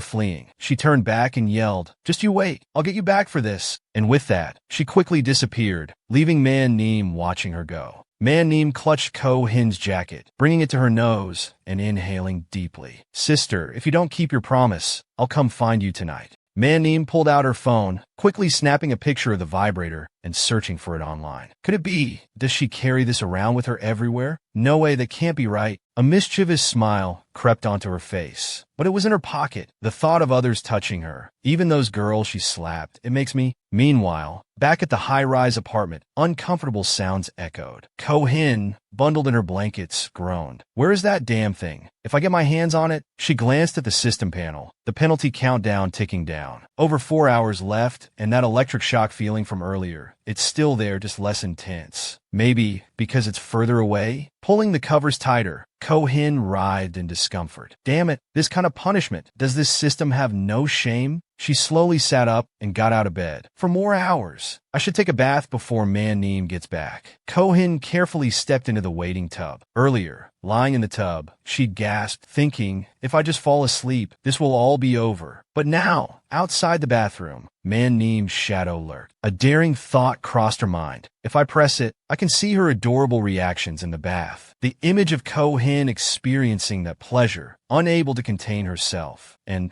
making those sounds, the usually arrogant and haughty Ko-hin, with her eyes filled with tears, gasping and crying in the bathtub, begging for mercy. I need to help her. Ko-hin grabbed a towel, wrapping it around herself, her body trembling. This is so uncomfortable. She looked up and cursed. Damn it, get in here. Man-neem froze. She found me. She backed away. Losing her balance, she stumbled and fell. Before she could react, Ko-hin's foot shot out. She stomped on Man-neem's head, her voice furious. Give it. She sounded almost crazed. Give it back. Man-neem struggled to speak. But I put it in. I can't get it out. Ko-hin faltered, stammering. What? You. Man-neem's hand moved, trailing lightly up Ko-hin's thigh. A smug smile appeared on her face. If you don't want to end up in the hospital, embarrassed, I'll help you. Ko-hin grabbed her hair. I knew it, she roared. Your innocent act is all a lie. You little brat, give it back. Give it back to me. Man-neem, her eyes downcast, replied innocently. Sister, I didn't mean to. I know you want this, but it's not from a reputable source. It's not good for you. Man-neem then put the vibrator in her mouth. La la la, I can't hear you. Ko-hin's eyes widened. Ko-hin quickly grabbed Man-neem's cheeks. Are you trying to die? Spit it out. She wrestled the vibrator from Man-neem's mouth with difficulty. The two grappled back and forth until a sudden crack echoed through the room. The vibrator snapped in two, one piece falling on a Man-neem's neck. Ko-hin picked up the broken pieces. It's broken? She examined it, bewildered. How can it be broken? This system's items are such poor quality. Well, broken it is. Maybe the punishment will end now. But just as she thought that, another wave of intense pleasure coursed through her, sending her collapsing onto Man-neem. Damn it, this damn thing is out of control. Ko-hin shoved Man-neem away without a shred of tenderness. Get out. Ko-hin lay sprawled on the floor, glaring at Man-neem. Get out, she repeated, but Man-neem helped her up. Sister, let me help. Ko-hin pushed her away again. I told you to get out. Don't you understand? Leave. Ko-hin flung Man-neem's hand away, tears welling in her eyes. I've been so awful to you. Why don't you understand? Why do you keep coming back? Why are you so insistent on helping me? Ko-hin buried her face in her hands. Why me? Why? I just write novels to make a living. Why am I being punished like this? She sobbed uncontrollably, wiping away tears that continued to stream down her face. Every day I get criticized by readers, and now I have to worry about dying. Why do I have to go through this? Man-neem gently reached out and touched Ko-hin's head. She pulled Ko-hin into an embrace, murmuring soothingly, It's okay. It's okay. Don't be afraid. I'm here. As long as I'm here, everything will be all right. But Ko-hin grabbed Man-neem's neck. Ko-hin's voice was thick with resentment. This is all your fault. That innocent look of yours. You even try to steal what I want. You act like a saint, forgiving everyone. Who are you fooling? You hate me the most. You're just scared of me because you were bullied and humiliated. You endured it for years. Who would ever look at you twice? Man-neem paused, a thoughtful expression on her face. It feels like, sister, you're seeing me as her, the one who made you like this. Ko-hin exploded. Just vent. Get angry. Stop pretending. Who are you putting on a show for? Man-neem's eyes widened in realization. Vent. An image flashed through her mind, her mother screaming at her. Who would ever like you?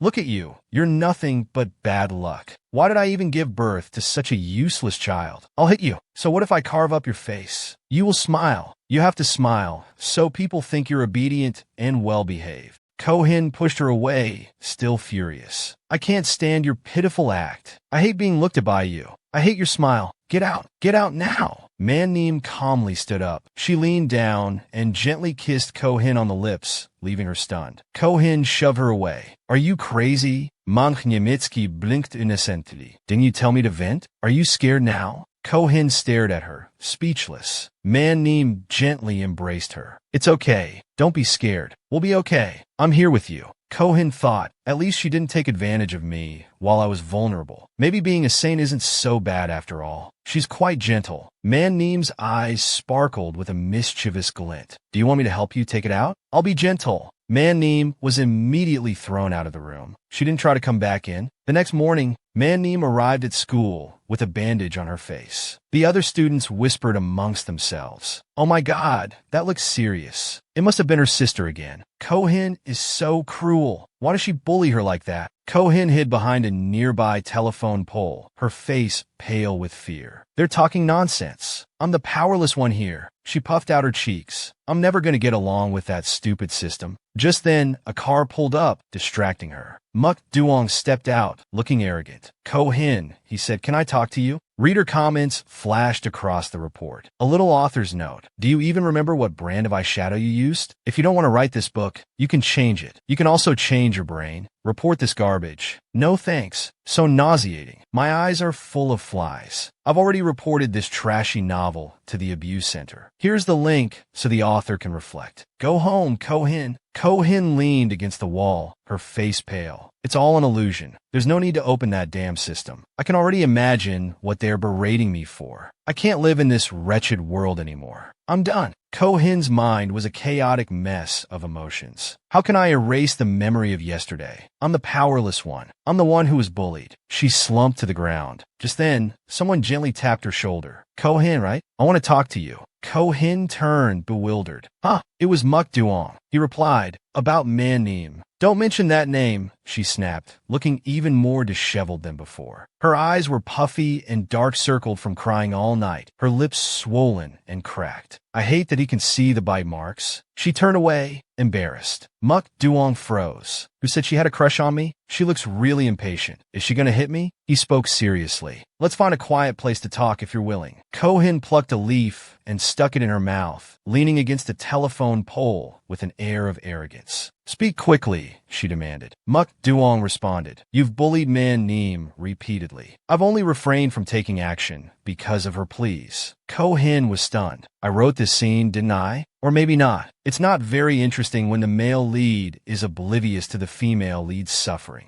Muk Duong continued. But that doesn't mean she's afraid of you. You can't touch me. Man-Neem is under my protection, as expected from the male lead. Which AI taught this kid to negotiate like this? My writing is so stupid. I need to rewrite it. Ko-hin thought, listening to his provocation. This will only make her bully Man-Neem again. The image of Ko-hin tormenting Man-Neem flashed through her mind. My tongue is itching to lash out. How dare you? Shut your trap, you little hussy. A vicious, jealous, and envious villainess, adding fuel to the fire. Love really does make people crazy, he pressed on, especially since you shouldn't bully her just because you also like me. Ko-hin suddenly realized, alright, I almost forgot about my new persona. She turned away. Normally, the female lead should be eavesdropping nearby, leading to a misunderstanding. Man-Neem, standing close by, gasped and covered her mouth. Ko-hin called out confidently, I'm Ko-ban-sien. Since the actors are all here, I should move the plot along. What should a wicked villainess say? She grabbed Muk Duong's hand and pulled him towards her, catching him off guard. She shoved him against the telephone pole, trapping him within her gaze. If my little sister can do it, so can I. You think you can pretend? I won't pretend. Ko-hin gently lifted his chin. I'm best at manipulating others. Her eyes gleamed with arrogance. Follow me and be a bad boy. Talu rushed over. Let go of my young master. Muk Duong flung Ko-hin's hand away. Don't touch me. I'm disgusted by you.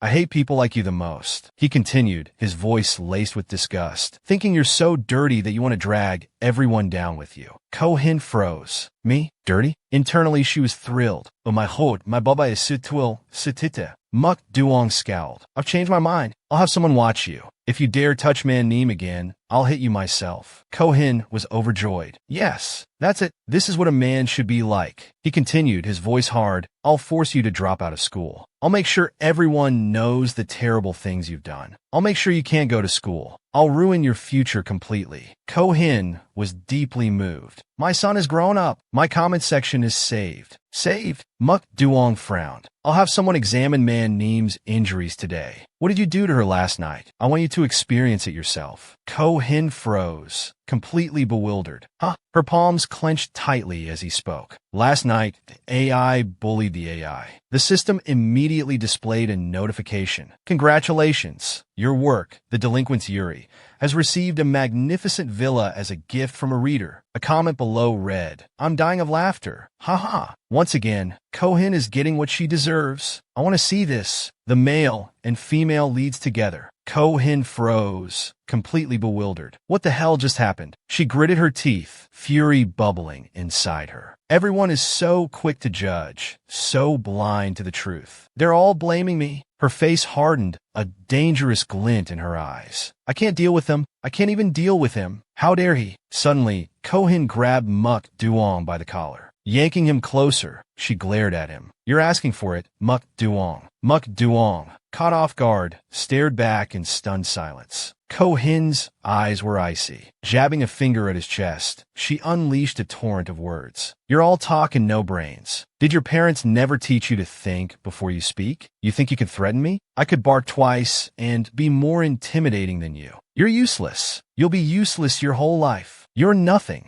She tugged on his ear. And you call yourself a man? Getting a woman to fight your battles for you. Coward. When you get married, you'll be even more pathetic, clinging to your wife's apron strings. You want a girlfriend to protect you, a wife to coddle you. Would you even dare stand up for yourself if they told you to get lost? What kind of fantasy world are you living in? Muk Duong pushed her hand away. What does my life have to do with you? Kohin folded her arms, a smirk playing on her lips. You were just threatening to deal with me, and now you're scared? You can't even survive a day without your money. You rely on everyone else's abilities instead of developing your own. You're not even as good as Man Neem. She turned to leave. Pausing, she added a final, venomous barb. Don't make excuses for yourself, young master. As he stared after her, stunned, she continued, her voice low and menacing. When you're worthy of challenging me, then come find me. Muk Duong remained speechless, his face a mask of shock. The scene shifted. Cool water flowed over Kohin's hands as she washed them, gazing at her reflection in the mirror. A sigh of satisfaction escaped her lips. That felt good, really good. Drying her hands, she muttered to herself, I seem to have brought a lot of resentment and baggage from those writing days. Kohin frowned. I was so unhappy back then. What was I thinking? Creating a blind, idiotic male lead who falls for a White Lotus, Mary Sue character. And why did I make him richer than me? Lost in thought, she jumped as Man Neem suddenly appeared behind her. Sister, Kohin froze. Damn it, why do my knees go weak whenever I see her? No, I can't back down. I have to maintain my image. Man Neem tilted her head, a questioning look on her face. Do you really like Muk Duong that much? You and him, it won't work out. Kohin breathed a sigh of relief. Phew, thank goodness she's not bringing up last night. Man Neem continued, her voice soft and hesitant. You probably don't know this, but he's already married, you know? And he's not really mature. I'm sure you wouldn't like someone like him. I mean, I don't.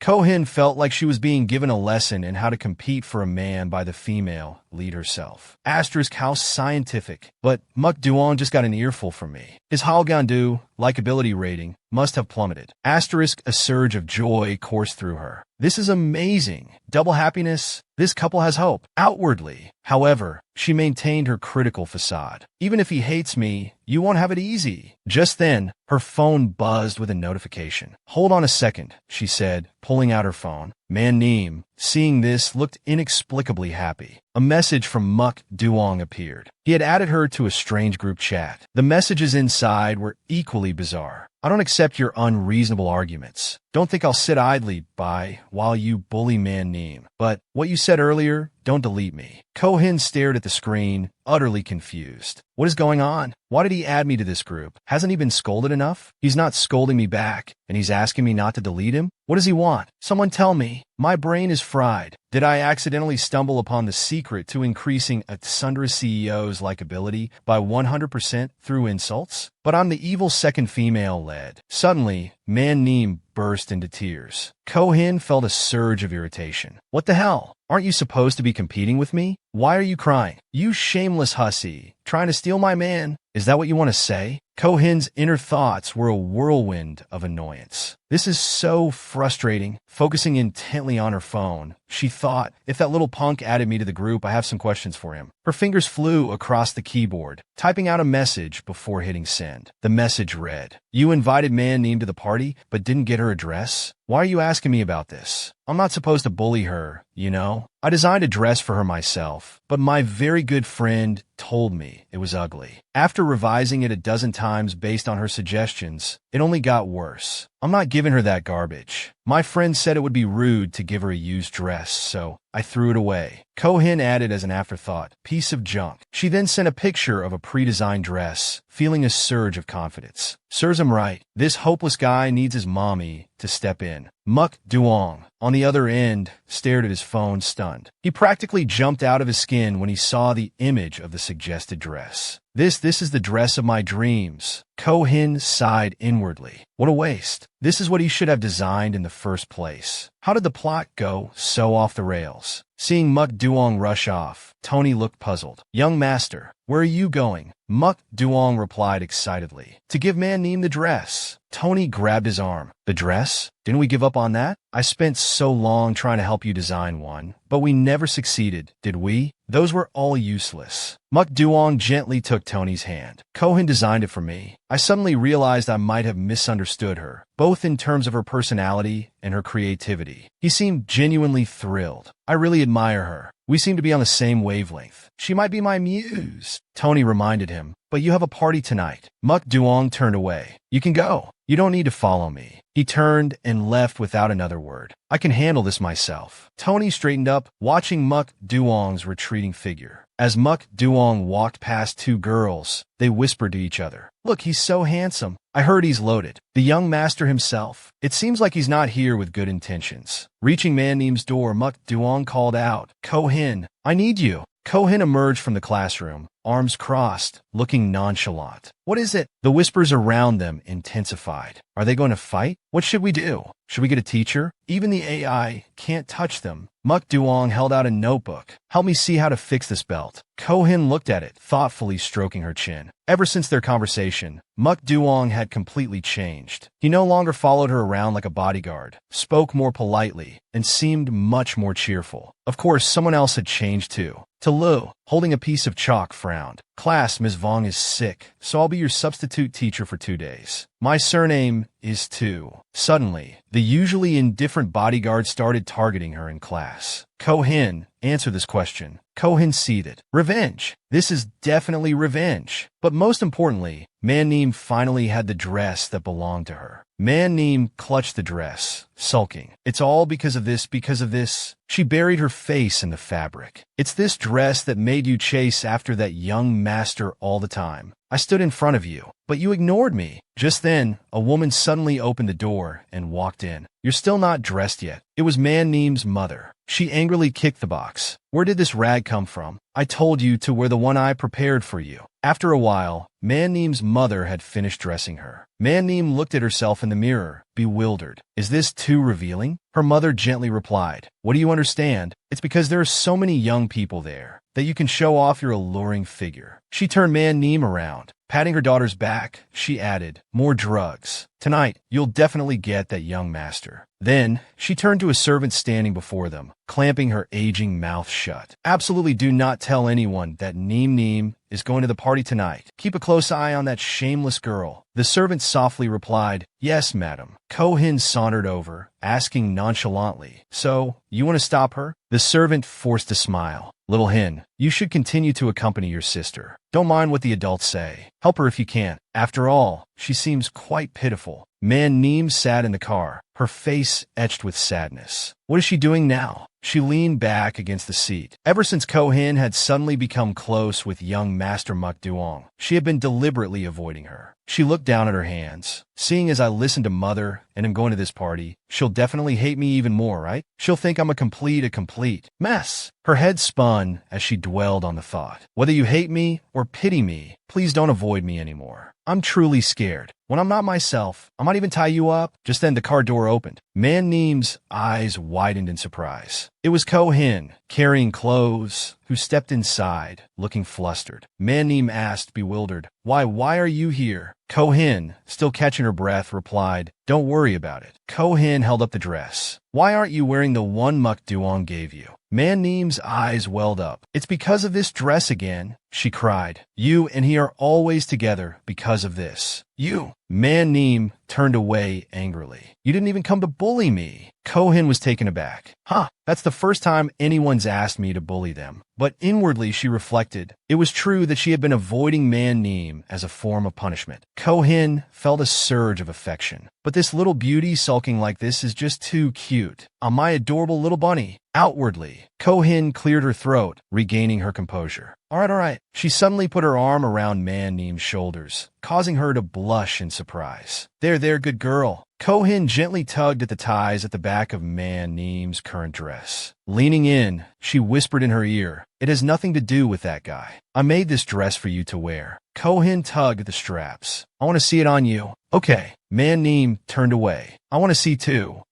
Ko-hin raised an eyebrow. Man Neem blushed, whispering, I want to see you wear a dress, this one, the one I'm wearing. When Man Neem stood up, Ko-hin practically jumped. Mother was right. This dress, plus that potion, really can stir up all kinds of desires. The car stopped in front of the Muk family's grand entrance. Ko-hin pointed at Man Neem incredulously. You want me to wear what you're wearing? With just these scraps of fabric? If you hadn't told me, I would have thought it was a bib. Seriously? Man Neem replied excitedly. I'll just take one picture. Just one. Ko-hin was suspicious. What kind of humiliation play is this? Does this little thing want to keep it as blackmail? The driver frowned, his voice laced with disapproval. Miss Ko-hin, Madam prepared this for Miss Man Neem. Doing this isn't good for either of you. Ko-hin crossed her legs, annoyance evident on her face. Are you my father's driver? Don't you know it's polite to look someone in the eye when you're speaking to them? The driver smirked. You're just a motherless brat who relies on others. You'll be kicked out any day now. Madam is even letting you get away with this. Man Neem's face darkened. What are you saying to my sister? Ko-hin quickly grabbed the driver's tie. She yanked it hard, catching him completely off guard. Man Yin Thursday wouldn't even dare lay a hand on me. I bullied her daughter, and she didn't even say a word. Listen up, Ko-hin said coldly. I've taken a liking to Man Neem's outfit. Man Yin Thursday can try to rip it off me if she dares. Man Neem covered her mouth in surprise. Sister, Ko-hin's eyes glinted. I will absolutely humiliate her. Man Neem sat beside her, practically vibrating with excitement. Her cheeks flushed, a giddy smile playing on her lips. Sister, how can you be so perfect? I really want.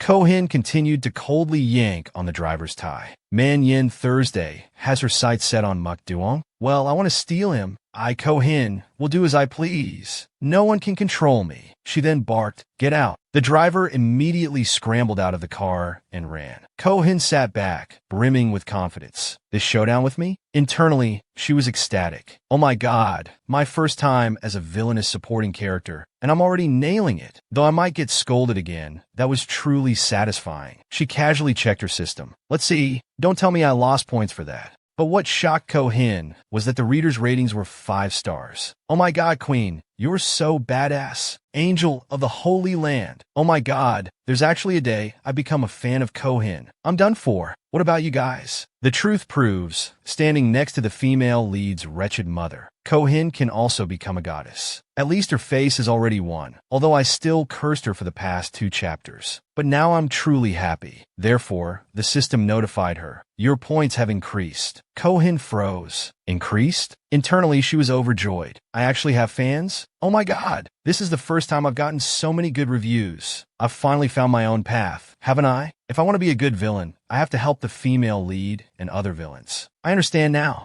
although at first, for convenience, all the bad things were left for Ko-hin to do. Whatever. How can there be so many villains? Let Ko-hin do it all. Her gaze shifted to the person beside her. Next, I should resent the frightened little white flower. I have to stabilize and perform. But then Man-neem suddenly hugged her tightly. Sister, did your hand hurt just now? I'm scared. Protect me, okay? Ko-hin froze. Wait, what? Did she join the wrong team? Resting her head on Ko-hin's lap, she looked up like a bewildered bunny. You're right. I've never been to this kind of party before. What if I embarrass myself? Ko-hin felt a sense of ease wash over her. Whose child is this so clingy? Oh, that's right. I wrote her. While Man-neem nuzzled against her, Ko-hin continued to think. But according to the next part of the plot, she really will be harassed by a group of people from Taipei at this party. And that drug must be inside, right? Pondering, she glanced at the small bag beside her. Ko-hin gently lifted Man-neem's chin. Looking at her face, Ko-hin thought, do I really have to let her go through the plot I wrote? Humiliation, violation, abuse. It really will ruin a young woman's life, won't it? Man-neem, her chin lifted by her sister, smiled. Sister, Ko-hin's gaze remained fixed on her. It's been a while since I came to this world. We live together, go to school together. When I bully her, she cries. When she finds my weakness, she retaliates. When I vent my anger on her, she hugs me. If I let this plot continue, she might just, unconsciously, tears welled up in Ko-hin's eyes. This startled Man-neem. Sister, why are you suddenly crying? She gently took Ko-hin's hand. I'm crying. Why am I thinking about these things? When did she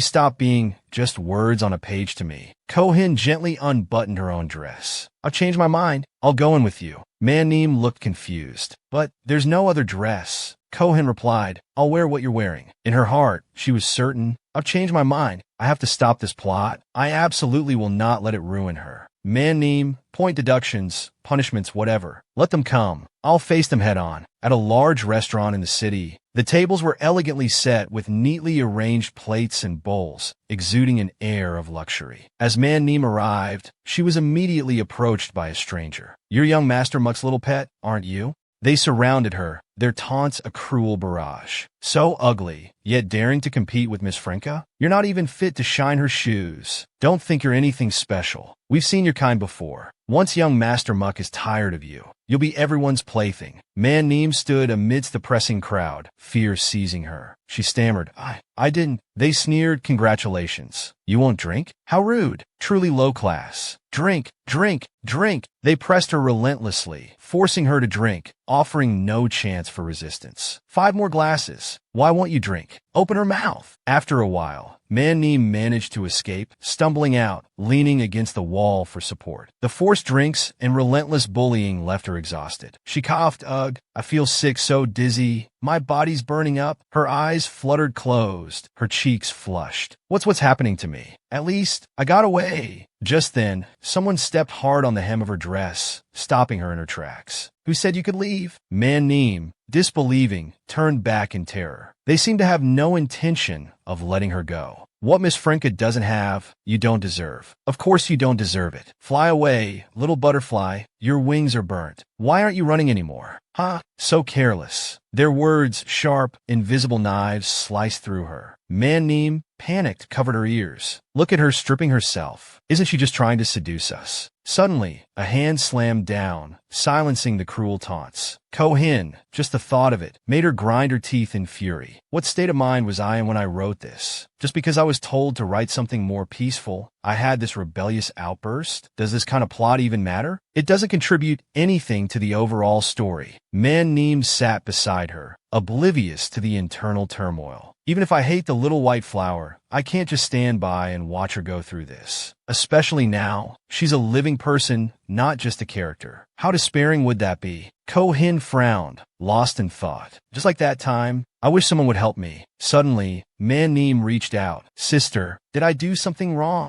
Manhwa snuggled closer. I don't want to see you wear it anymore, so don't wear this to the party, okay? Like a little white rabbit, she clung to Ko-hin. I don't want you to. Don't wear it. Don't wear it. Manhwa whined coquettishly. I don't want you to wear this dress for others to see. Absolutely not. Ko-hin swatted her hip. Ouch! Man-neem cried out. Ko-hin's voice was calm, but firm. Stop wasting time. Have I been too lenient with you lately? Since when do you get to order me around? A little while later, they had exchanged clothes. The dress Ko-hin wore clung to her. The fabric stretched taut across her chest, rising and falling with each breath. How is it so tight? I can't even... Manim was helping her adjust the garment. Let me tie it for you, sister. Your butt is so big. Ko-hin flushed, pulling her arms around herself. Do you want to die? Manim, seemingly oblivious to her sister's irritation, continued. Do you need help with your chest? Ko-hin sat still, her hands clenched, her anger simmering. Manim teased innocently. Sister, your breasts seem bigger than they were 2 days ago. Ko-hin's face burned. Shut up. Manim continued to adjust the dress. Just a little more? Ko-hin squirmed. Stop touching me there and put some clothes on. Manim looked up, confused. But didn't you want to... I thought you wanted to look.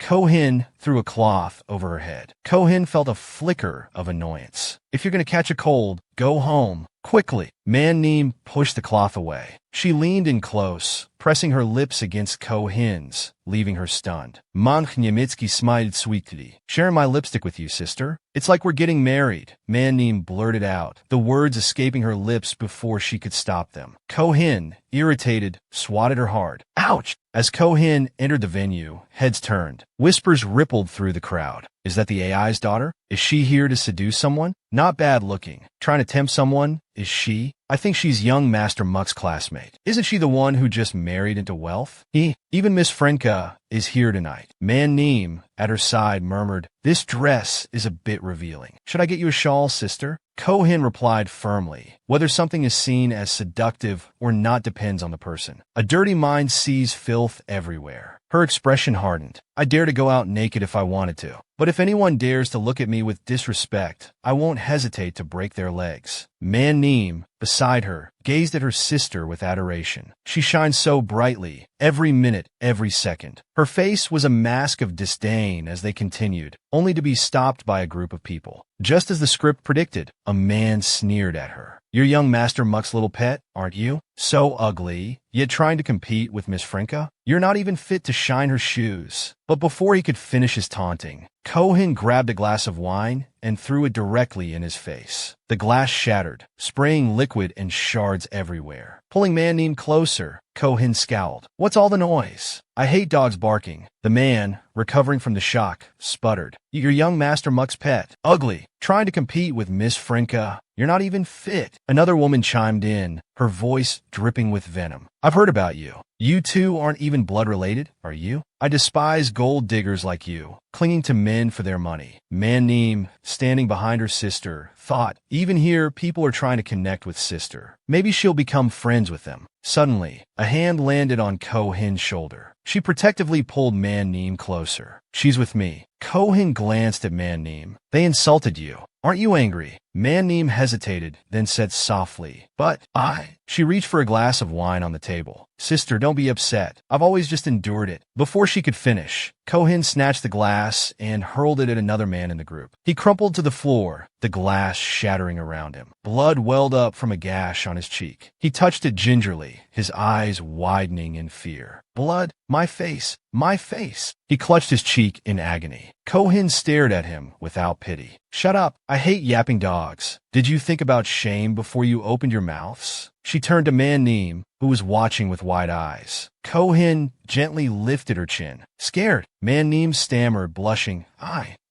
Ko-hin smirked. Don't even think about running, little sister. We're accomplices now. Manim grasped her wrist. Her eyes shimmering with tears, she whispered, I'll never run. Ko-hin pulled her hand away. Honestly, why are you crying? Manim, her emotions overflowing, cried, Sister, my heart is racing. I feel like I'm going to explode. How can you be like...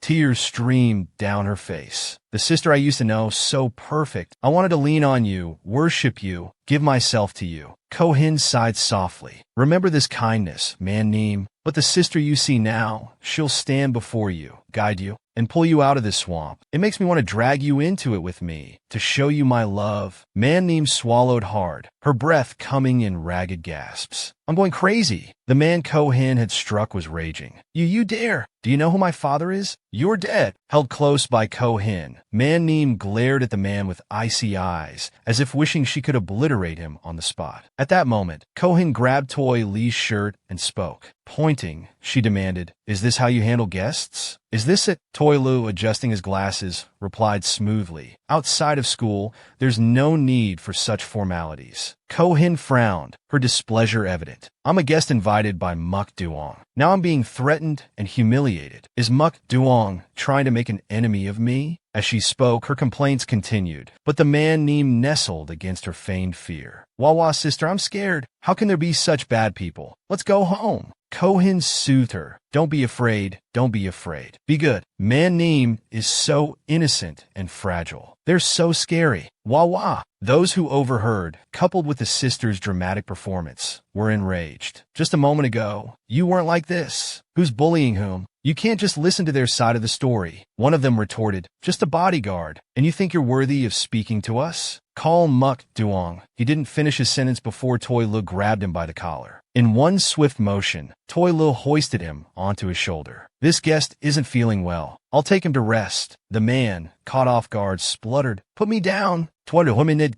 Excuse us. He carried the man out of the restaurant. Man Neem, still clinging to Ko-hin, cried, Sister, will they take revenge? Ko-hin pushed her away. Everyone's gone. Stop pretending. Man Neem was unceremoniously shoved aside. Ko-hin turned away, her mind racing. Revenge? Of course not. I wrote this. I know best. These people are just passing NPCs. They're just there to add some drama to the story. They'll cheer a bit, and if glared at, they won't dare speak. They have no real feelings. Just then a few people approached her. Are you Ko-hin? She turned wary. What is it? It was a group of girls, excitedly surrounding her, showering her with greetings and compliments. We went to the same high school. You were in the class next door? Wow, that dress looks amazing on you. What's your relationship with young Master Muk? Are there any rumors? Miss Ko, can we chat for a bit? They crowded around her, offering drinks, their admiration palpable. Ko-hin was bewildered. What's going on? Ko-hin isn't supposed to be this popular. Is this also part of the plot? Why are they fawning over me instead of the female lead with her halo? Reaching the grand finale seems a bit tricky now. Despite her confusion, a thrill coursed through her. This is nice. It's the first time I've been welcomed like this. It doesn't feel bad at all. Ko-hin chatted animatedly with them, enjoying the unexpected attention. Man Neem, observing from afar, her expression darkened.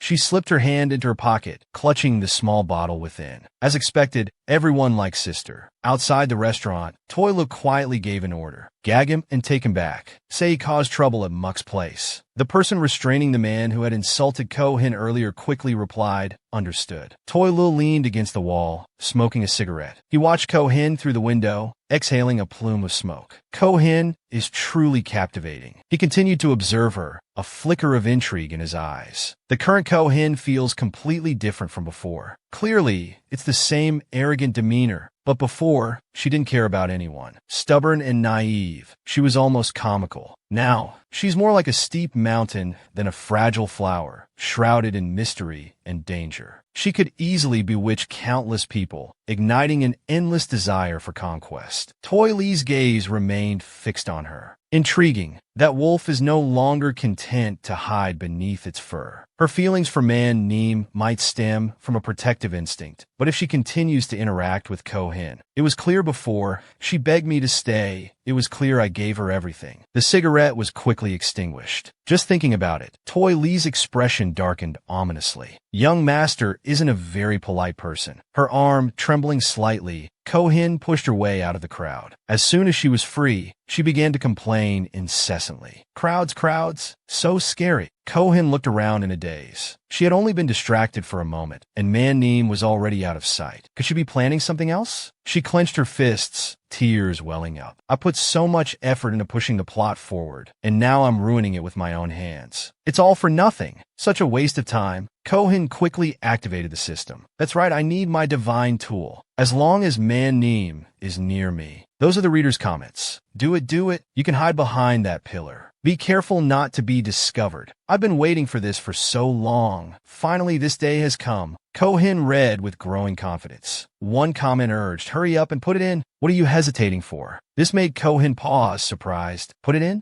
Put what in? Ko-hin suddenly realized. She clutched her head and cried out, the poison. Is it about poisoning someone? Oh no. Ko-hin started running. No, I have to stop this. As she ran, her thoughts raced. I didn't take it from her in the taxi because I was afraid something unexpected would happen. When she saw Man-neem's back, Ko-hin stopped abruptly. Found her? Without another word, she sprinted towards her, grabbing Man-neem's wrist. Even if I have to throw the poison away directly, I will. The moment she grabbed Man-neem, the system notification sounded. New mission activated successfully. Mission objective: follow the original plot. Please ensure the poison is successfully poured into the wine glass within 30 seconds. Failure to comply will result in punishment for mission failure. Ko-hin was in disbelief. 30 seconds? Introducing the second female lead, Miss Franca, has appeared. And what will she do in this situation? At the VIP waiting room, 10 minutes earlier. At that moment, someone entered the room and announced, "Young master, it's your turn to go on stage and give your speech." Muk Duong nodded slightly. A woman's legs were elegantly crossed. As Muk Duong approached, she extended her cane as if to block his path. Since the banquet began, I've been sitting here waiting for you for an hour. Franca, Muk Duong's fiancée, sat with her chin resting on her hand, leaning back against the chair. I told you I'd just say hello and leave. Muk Duong frowned, irritated. I didn't tell you to wait, but his path was blocked by her cane. Are you insulting me? Using the cane, she pulled Muk Duong towards her. Cancel the speech, Franca commanded, her voice seductive. Tell those people downstairs to disperse. He gritted his teeth. This is my birthday party. We're only engaged, not married. Franca gently lifted Muk Duong's chin. Darling, she purred, the only person you should be entertaining at this birthday party is me. If I'm not happy, the party ends here. A flush crept up his cheeks. He narrowed his eyes, remembering the past. Here we go again. Ever since I first met her, she's always had this arrogant air, controlling everything. When they were younger, Franca had squeezed his cheeks, declaring possessively, "You are my husband." Like an obedient puppy, Muk Duong had only been able to squeak in response. Every time he faced her, his throat would constrict, he'd break out in a sweat, and even tremble. Because of her awful attitude, I even asked my parents for help. But Franca wasn't wrong. Muk Duong, you're too cowardly. How can you become a good man? She's the fiancée that the patriarch chose for you. You must obey her. The Muk family, how could we have such a disgraceful child like you?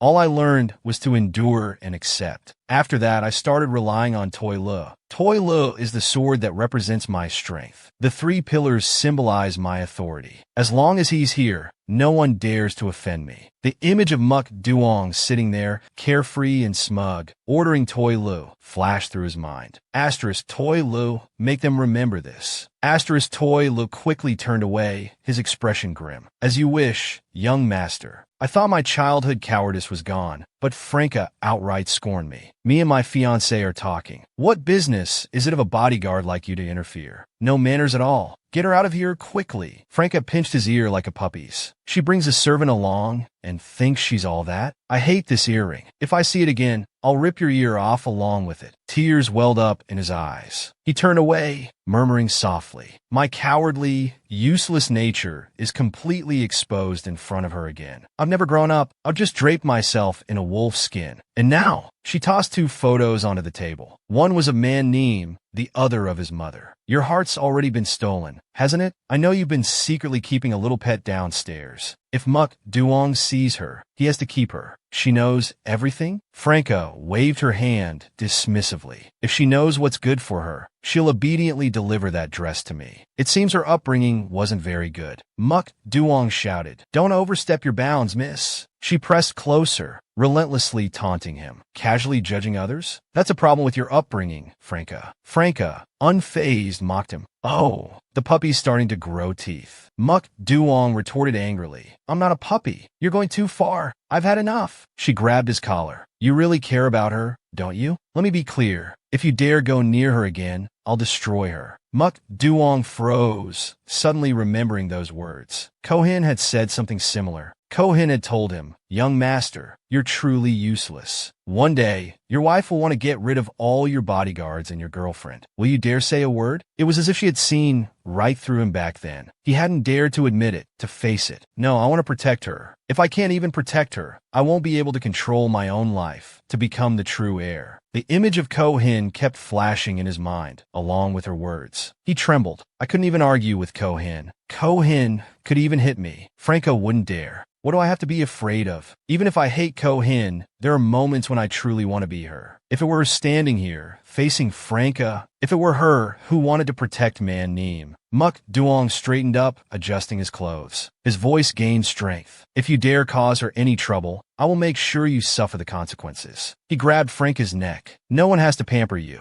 Don't think the world revolves around you like your mother does. From today onwards, I won't give in to you anymore. This stunned her, disbelief evident in her eyes. He released his grip. Forget about the engagement. I won't marry you. The person I like is Man Neem. Then he left, slamming the door behind him. He stood outside for a moment, silent. A thrill coursed through him. I did it. I succeeded. I actually talked back. He felt a surge of joy. I'm so amazing. This is thanks to Ko-hin. Next time, I'll be able to talk back to Ko-hin too. Just then, Toi Lu approached. Young master, why aren't you downstairs yet? The event is starting. Muk Duong beamed. Toi Lu, I did it. I succeeded. Toi Lu looked confused. Succeeded? He recounted his triumph. I think I finally don't need you anymore. This surprised Toi Lu, his eyes widening in alarm. Don't need me anymore? Muk Duong brushed past him cheerfully. Let's go, let's begin. 30 seconds to successfully administer the poison. Ko-hin quickly grabbed Man Neem's wrist. Man Neem seemed to be hiding something behind her back, but her expression remained calm. What is it, sister? Do you need something from me? Ko-hin demanded. Hand it over. Man Neem scratched her head, blushing. I don't know what you're talking about. I don't have anything. If you don't believe me, you can search me. Ko-hin furrowed her brow, extending a hand towards Man Neem. A faint blush colored her cheeks as she demanded, hand it over. Despite the outward show, an inner steeliness remained. This mission had to succeed. Man Neem, feigning innocence, widened her eyes. What are you looking for, sister? Ko-hin's frustration mounted. Don't play coy with me. Suddenly, the opulent chandelier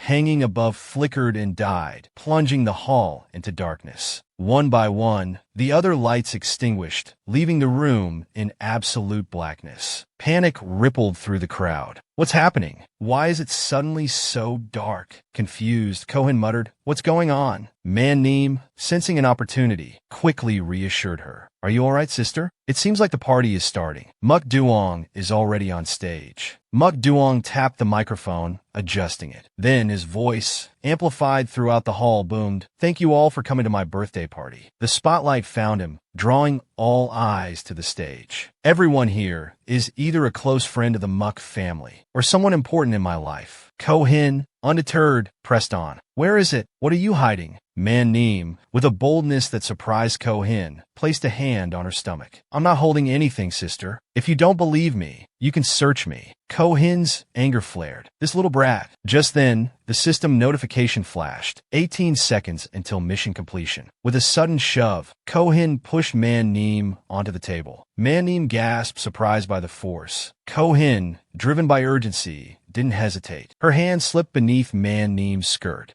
Man Neem's face flushed crimson at the unexpected contact. Ko-hin's hand brushed against her thigh, then paused. Keep quiet, Ko-hin hissed, clamping a hand over Man Neem's mouth. The touch sent a shiver through Man Neem. Tears welled in her eyes, her cheeks burning with embarrassment as Ko-hin's hand neared her underwear, searching. Ko-hin was baffled. Where could it be? Her dress is so simple. She glanced at the system timer. 10 seconds. Then, realization dawned. Could it actually be there? Don't, please. Man Neem sobbed, clinging to Ko-hin. There's nothing there, I swear. Ko-hin's eyes narrowed. This girl. Man Neem let out a shaky breath, tears tracing paths down her cheeks. Moments later, Ko-hin retrieved a small vial, holding it up to the light. Man Neem lay on the table, defeated. This is it, Ko-hin muttered. It's just powdered sugar, Man Neem whispered. The wine was too bitter. The system timer began its final countdown. Ko-hin, ignoring her, turned towards the drinks. Man Neem watched in horror as, with one swift movement, Ko-hin emptied the vial's contents into a glass of wine. Congratulations! Mission complete. The storyline has entered a new phase. Reward granted. New item acquired. Achievement unlocked. What a dog's breakfast. Ko-hin tossed the empty vial aside. A dog's breakfast indeed. Man-neem scrambled to retrieve the poison wine. Sister, let me take that. I don't want you to. Suddenly, the lights snapped back on, illuminating the two of them in a stark spotlight. What? The chandelier blazed back to life. Footsteps echoed across the marble floor. I hear someone brought filth into my territory. Franca's entrance commanded attention. Murmurs rippled through the crowd. It's that young lady. Isn't she Muk Duong's fiancée? Ko-hin, seeing the newcomer, spoke up. Are you looking for trouble? The whispers intensified. She's here to cause a scene. I've been waiting for this. Franca waved a dismissive hand. I'm referring to the young miss standing behind you.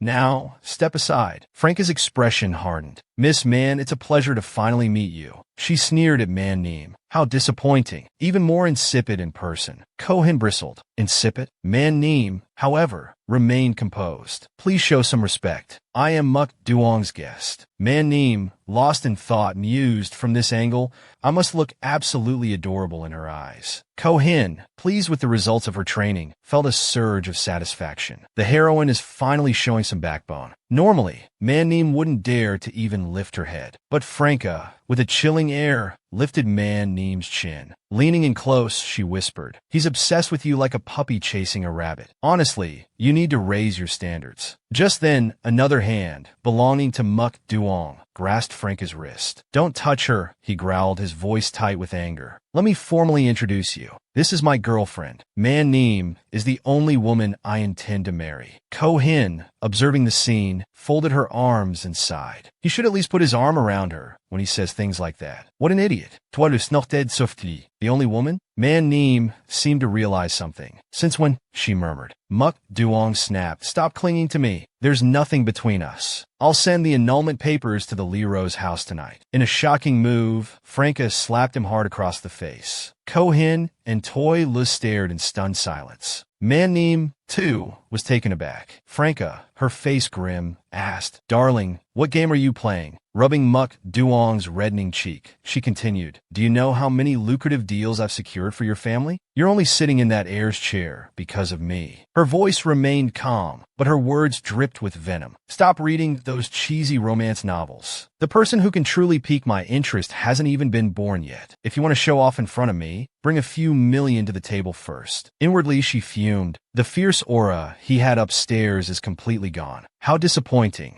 Muk Duong clutched his stinging cheek, tears welling in his eyes. This crazy woman, she's ruined my reputation, the Muk family's reputation. Everything. Why should I put up with this? Why should I be afraid of her? He grabbed Franca's shirt, his voice thick with rage. I can do it myself. Why do you look down on me? Why does everyone look down on me? Ko-hin watched, rolling her eyes. Young master, what are you saying? Why are you fighting? This isn't part of my plan. Franca raised the cane she carried. Without hesitation, she swung at Muk Duong. But it was Toi Lu who stepped in front of him, taking the blow. Muk Duong stared, surprised. Toi, are you all right? Toi Lu, blood trickling down his forehead, pushed his glasses up his nose. Today's hospitality has been lacking. Please excuse us while we see our guests out. A servant quickly responded. Yes, sir. The servant began ushering the guests out. My apologies. Please leave now. The AIs began to disperse. Toi Lu, his voice soft despite his injury, addressed Franca. I apologize on behalf of the young master, but you really shouldn't be so impulsive in public. Let's end this here. Franca continued her taunts, her voice laced with disdain. I remember you, the woman who's treated like a milk bottle, clutched by that puppy every day. She let out a cruel laugh. So choose. I'll generously allow one of them to stay by your side. Your precious girlfriend, or the milk bottle you grew up with. Muk Duong hesitated. Just then, Ko-hin spoke up. My lady, if you're going to dictate people's lives, you should at least give a reason. Franca looked at her, surprised. Ko-hin put a protective arm around Man-neem. Shouldn't you consult with Man-neem first? Or are you deliberately trying to humiliate us? Franca's face hardened. You're this girl's servant? Ko-hin didn't hesitate. I prefer the term guardian. Man-neem, seemingly enjoying the show, nodded in agreement. Ko-hin's voice rang with defiance. If you don't give me a satisfactory explanation today, I won't let you get away with this. Franca frowned. I've never met her before, but why does she feel so familiar? This woman is kind of adorable. Too bad she seems to really hate me. Suddenly, A finger pointed directly at Man-Neem. "Someone tell me," a voice declared. "It seems someone spiked this drink." Ko-Hin froze, her mind reeling. "What?" Muk Duong frowned. "You need proof to make accusations like that. Man-Neem would never do something like that." Ko-Hin's face paled. "Oh no." Franco waved a dismissive hand. "Someone take that glass and have it tested." Her expression softened slightly. "Whether there's something in it or not, a test will tell." A heavy silence fell over the room. Everyone, AI and human alike, was lost in their own thoughts. Ko-Hin paused, her mind racing. "What the hell is this? This wasn't in the novel. I definitely didn't write this. Don't ruin everything, sis." She glanced nervously at Man-Neem. A wave of unease washed over her. What if they actually find something? What if they prove Man-Neem spiked the drink? The whisper she'd heard earlier echoed in her mind. Despicable. Spiking the young master's drink. Caught red-handed. Shameless. Disgusting. She's probably selling it illegally too. Man-Neem will be arrested. "Please, someone get me out of here. Please. I'm begging you." She imagined Muk Duong's and everyone else's disgusted expressions. Intentionally poisoning someone? That's attempted murder. The Muk family won't let her get away with this. I even vouched for her in front of Franca. I can't believe this is happening. This is disgusting. The thought alone was unbearable. No. If this happens, the character will be completely ruined. The whole story will collapse. I absolutely cannot go home. A guard reached out. "Miss Man, if you don't hand it over, we'll have to assume you're guilty. We'd rather not resort to force." Franca gave a subtle nod. "Go ahead." Man-Neem seemed almost amused. "These busybodies are so annoying. And I was saving that poison to tease Big Sister later." She quickly whispered to Ko-Hin, "Big Sister, don't worry. I have a plan." She handed the glass to the guards, a calculating glint in her eyes. "There are plenty of ways to make sure they can't find anything, but I don't want to let the one who pointed the finger at me get away with it. Should I just—" Ko-Hin suddenly spoke up. "Lady Franca, is it?" She snatched the glass from the guard's hand. "No need for all this trouble," she declared confidently. "I'm also curious to see if there's anything in here." Inwardly, she panicked. Why am I digging my own grave? Damn system. Damn mission. It's brought me to this. There's only one way to make all the evidence disappear. With a show of bravado, Ko-Hin brought the glass to her lips. "I have to do this." She drank slowly, deliberately. Even Muk Duong tried to stop her. "Ko-Hin, you don't have to do this." She swallowed the last drop and wiped her mouth. "If I leave quickly and make myself throw up, it should be fine, right?" Man-Neem stared, dumbfounded. "Big Sister, drinking that much will?" Ko-Hin slammed the glass on the floor in front of Franca. She leaned in close, a smirk playing on her lips. "So, Lady Franca, what do you think? See? I'm perfectly fine." She stuck her tongue out.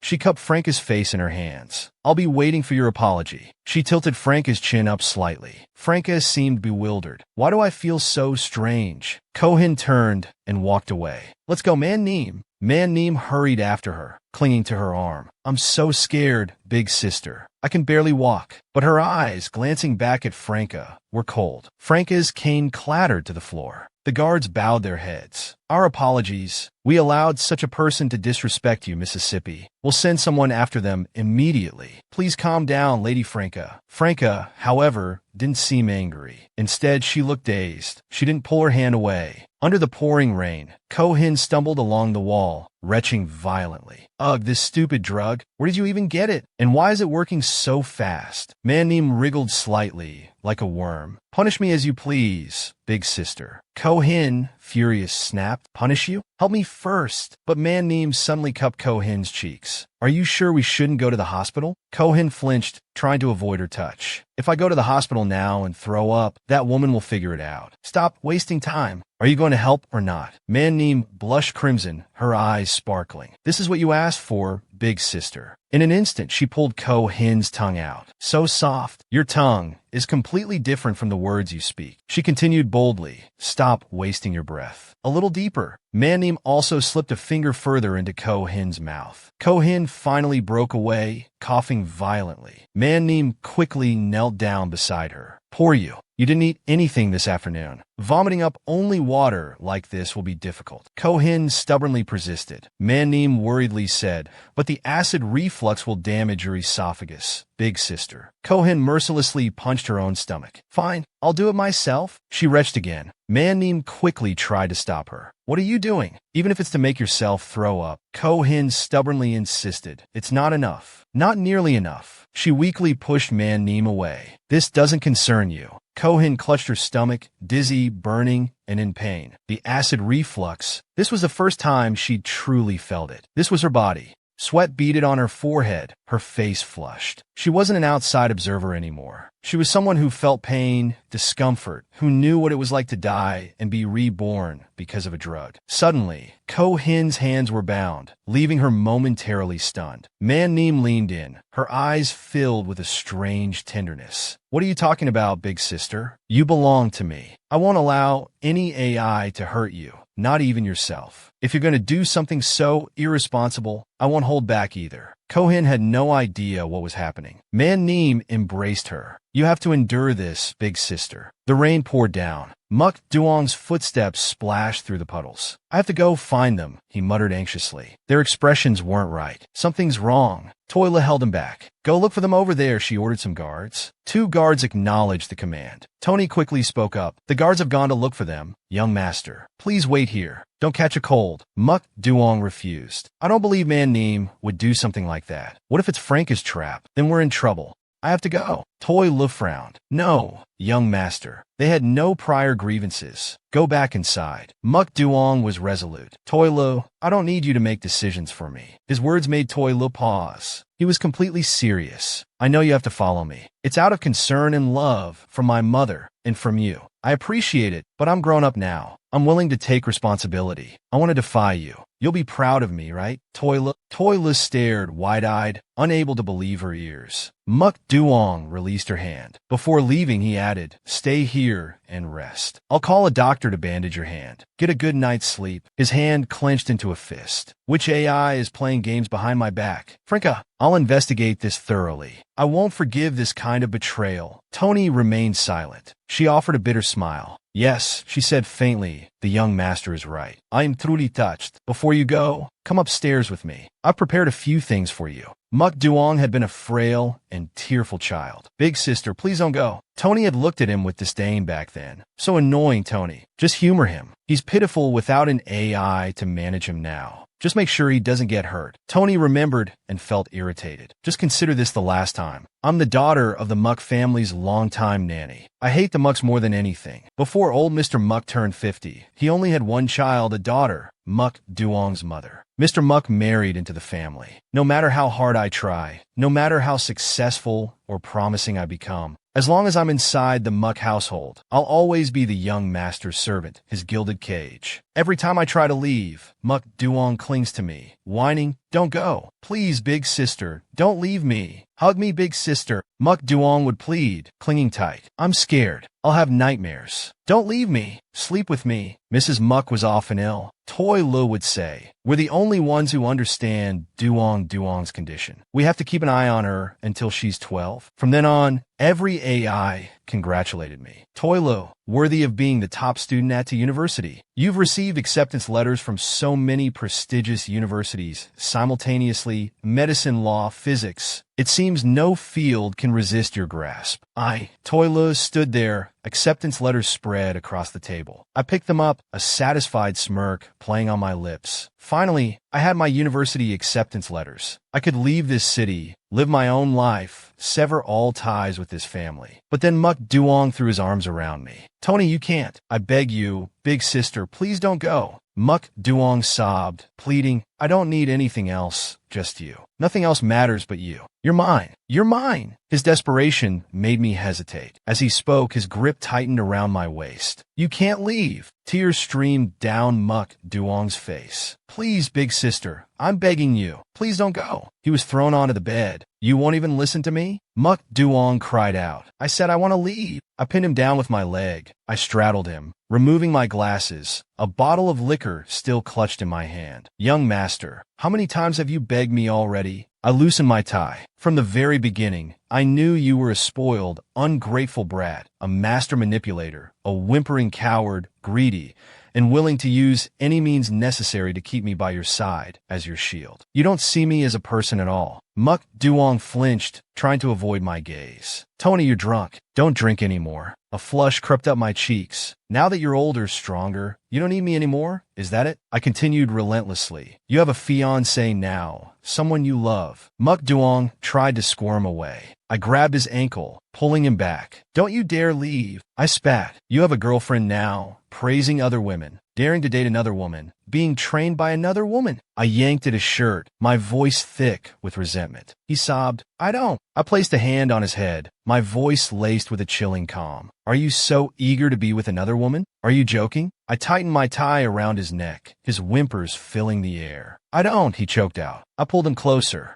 The tie bit into his skin, leaving a red mark. I tilted his chin up. Young master, I purred, pulling him into an embrace. Before you leave, repay me. 64 please, 38 tears. That's what you owe me. Meanwhile, Mannim was trying to get Ko-hin to drink something. I can't drink any more, big sister. Mannim held a syringe. If drinking doesn't work to flush the drug out, I'll have to use other methods. You won't be angry, will you? Mannim watched her closely. Drink a little more? It's just changing the method of administering the medicine. She turned slightly, her cheeks flushed. I've already changed. Grown-ups shouldn't be shy around doctors. Ko-hin sat on a chair, her hands tied. Does this look like playtime to you? She snapped. Mannim perched on her lap, a delighted smile on her face. You still recognize me? I'm so happy. Ko-hin tried to avoid her touch. Let's not talk about anything else. But that outfit suits you. The pink is cute. Mannim held up the syringe. How about I use this to help you? I've never done this to anyone before. Let me practice on you, okay? Ko-hin bristled, itching to touch her. Just wait until I'm dead. As long as I'm alive, don't even think about touching Mannim. She'd been enjoying the moment just a second ago. Is the only way you can be happy if I'm bettered, huh? Ko-hin's inner turmoil threatened to erupt. Cute little sister, my foot. Mannim sat down gently, her voice soft. I don't want to take advantage of you, but I have a question. Ko-hin's internal screams intensified. Where was this going? It's been a while since that kiss in the bathroom. Ko-hin's heart hammered. Why is she bringing this up? Is she suspicious of me? Ko-hin felt a flicker of evasion. Ever since she'd arrived in this world,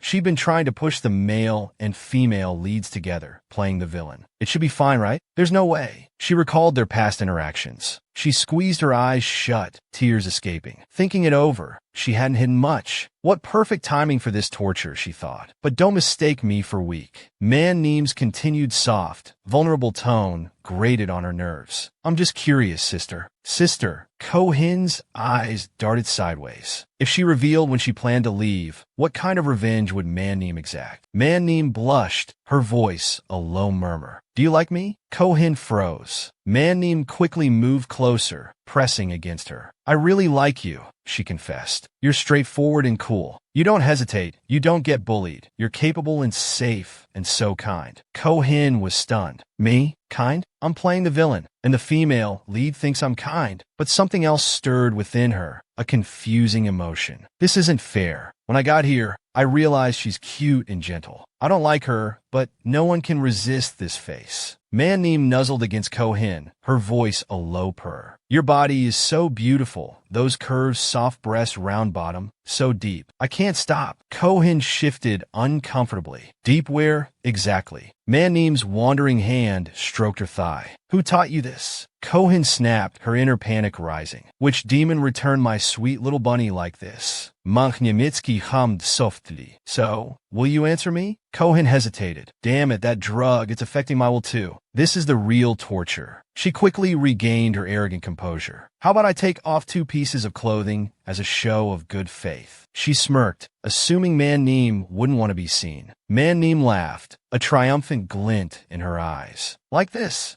Ko-hin was taken aback by her boldness. Mannim, clearly enjoying herself, teased, Sister, why aren't you looking anymore? She held up a coin. You think this is unfair too, don't you? How about a game of truth or dare? To make it fair, I'll flip the coin, you guess. Ko-hin fumed. To make it fair, you should let me go. Manhwa beamed. If I lose, I take off an item of clothing. If you lose, you answer truthfully. Ko-hin froze. Mannim continued her provocation. If you can't answer, You can choose a dare. Ko-hin seethed. What movie did this kid learn this from? Outwardly calm, she thought. Who cares? But inside, a burning curiosity raged. I want to see her undress. I completed the mission. The story's over. This reward is mine. Thank goodness. This is distracting me from the drug. Yay! Man flipped the coin. Guess, sister, she thought excitedly. Those aphrodisiacs that make people burn with desire don't exist. Those so-called drugs that numb the senses and make people easily controlled are just fantasy. The coin spun in the air. Ko-hin watched, her face paling as it landed squarely on her chest. Don't throw it around. She looked down. Heads? Looks like I win. Man pouted. I lost. I have to take something off. Man readily began to undress. Ko-hin stared shocked. Why would Man take off her underwear first? She straddled Ko-hin's lap. This counts as one of the things I've been hesitant to do with you, she said cheerfully. Second time's the charm. She quickly flicked her fingers. The coin flipped into the air. Man followed its trajectory eagerly. Heads, she declared. The coin landed in her palm. Oh dear, looks like you won again, sister. You really are blessed by the gods of luck, aren't you? Ko-hin thought. Seriously? She's playing games? Fine, but cheating? Unbelievable. I guess it really is just luck. Man promptly removed another piece of clothing. Where should I undo this next? She mused. Ko-hin froze. Anyone else playing this stripping game would be shy and hesitant. Man however, seemed to relish it. Huh? You played this before? She asked, her voice suddenly sharp. Who is it? I won't be mad. I'm just curious. Who is this indecent person you've been with? She turned away, muttering. I read it in a story. She giggled. Oh, I see. It's because I'm seducing you, right? Ko-hin found herself thinking, she's so adorable. But she quickly pushed the thought away. No, Ko-hin, you have to be patient. This is your daughter. Your own daughter. You can't become a monster. She can't come home with you. This won't end well. Ko-hin sighed, trying to compose herself. She quickly regained her arrogant demeanor, lifting her own clothes. Come here quickly, she commanded. Man let out a confused, huh? Ko-hin sat up and bit Man bra strap. Frowning, she said, now, touch me. Man was stunned. Ko-hin retorted. If you don't do it, just wait until your little games become public. Imagine your antics plastered all over the school. Inwardly, she thought, this is my game now. You wouldn't want Muk Duong to see this side of you, would you? I'm the villain, the one who bullies the female lead. That's my role. Man however, seemed thrilled, cupping Ko-hin's face in her hands. You're so good at seducing me. How can you be like this? But the game isn't over yet. It's a new round. She tossed the coin. Heads. As the coin landed, Man snatched it up. Oh no. Looks like you lost, sister. So, it's my turn to ask a question. Her voice practically sang with delight. She pressed close to Ko-hin. Why do you care so much about Muk Duong? What's the secret between you two? Ko-hin blushed, turning away. It's not because I like him. Suddenly, Man touched her intimately, catching her completely off guard. Ko-hin recoiled. What are you doing? Man voice was teasing. Oh, just thinking. Tell me more. Her words were slow, deliberate, her eyes glinting mischievously. Don't lie to me, she warned. Ko-hin felt a bead of sweat trickle down her forehead. I already answered. All right, fine. He's handsome. Happy now? Inwardly, she screamed. You stupid girl. I'll deal with you later. The uncomfortable sensation made her snap. Man gently took her hand. Liar, she murmured. He's not as beautiful as me. She picked up the coin again. Another round. You lost again. How can you keep losing? Lucky you. Oh, you poor thing. How strange. You lost again. Man continued her barrage of questions, rubbing against Ko-hin. Do you really hate me, sister? Is someone forcing you to get close to him? Why do you like me being near Muk Duong? Are you not jealous? Is someone threatening you? Manhwa, you little devil. Where did you learn this from? Stop it. Don't do that. Please stop. Ko-hin gasped, sweat pouring down her face. Damn you. I told you I don't know. If it weren't 420, suddenly, the system message appeared. Detected prohibited language directed at a novel character. Initiating violation processing. Processing complete. Host will be subjected to speech restriction. 10 minutes into the mild electric shock punishment. Ko-hin, seeing this, was about to curse the system for being crazy, but before she could finish, she was immediately muted. Man seeing Ko-hin unable to speak, teased, Why aren't you answering, sister? Have you given up your right to speak the truth? Well then, let me help you take a big risk. And with that, she used her hands to rip Ko-hin's dress completely off. The system announced, detected host has violated the prohibition order. Implementing speech restriction on host. Administering electric shock punishment. Ko-hin was stunned.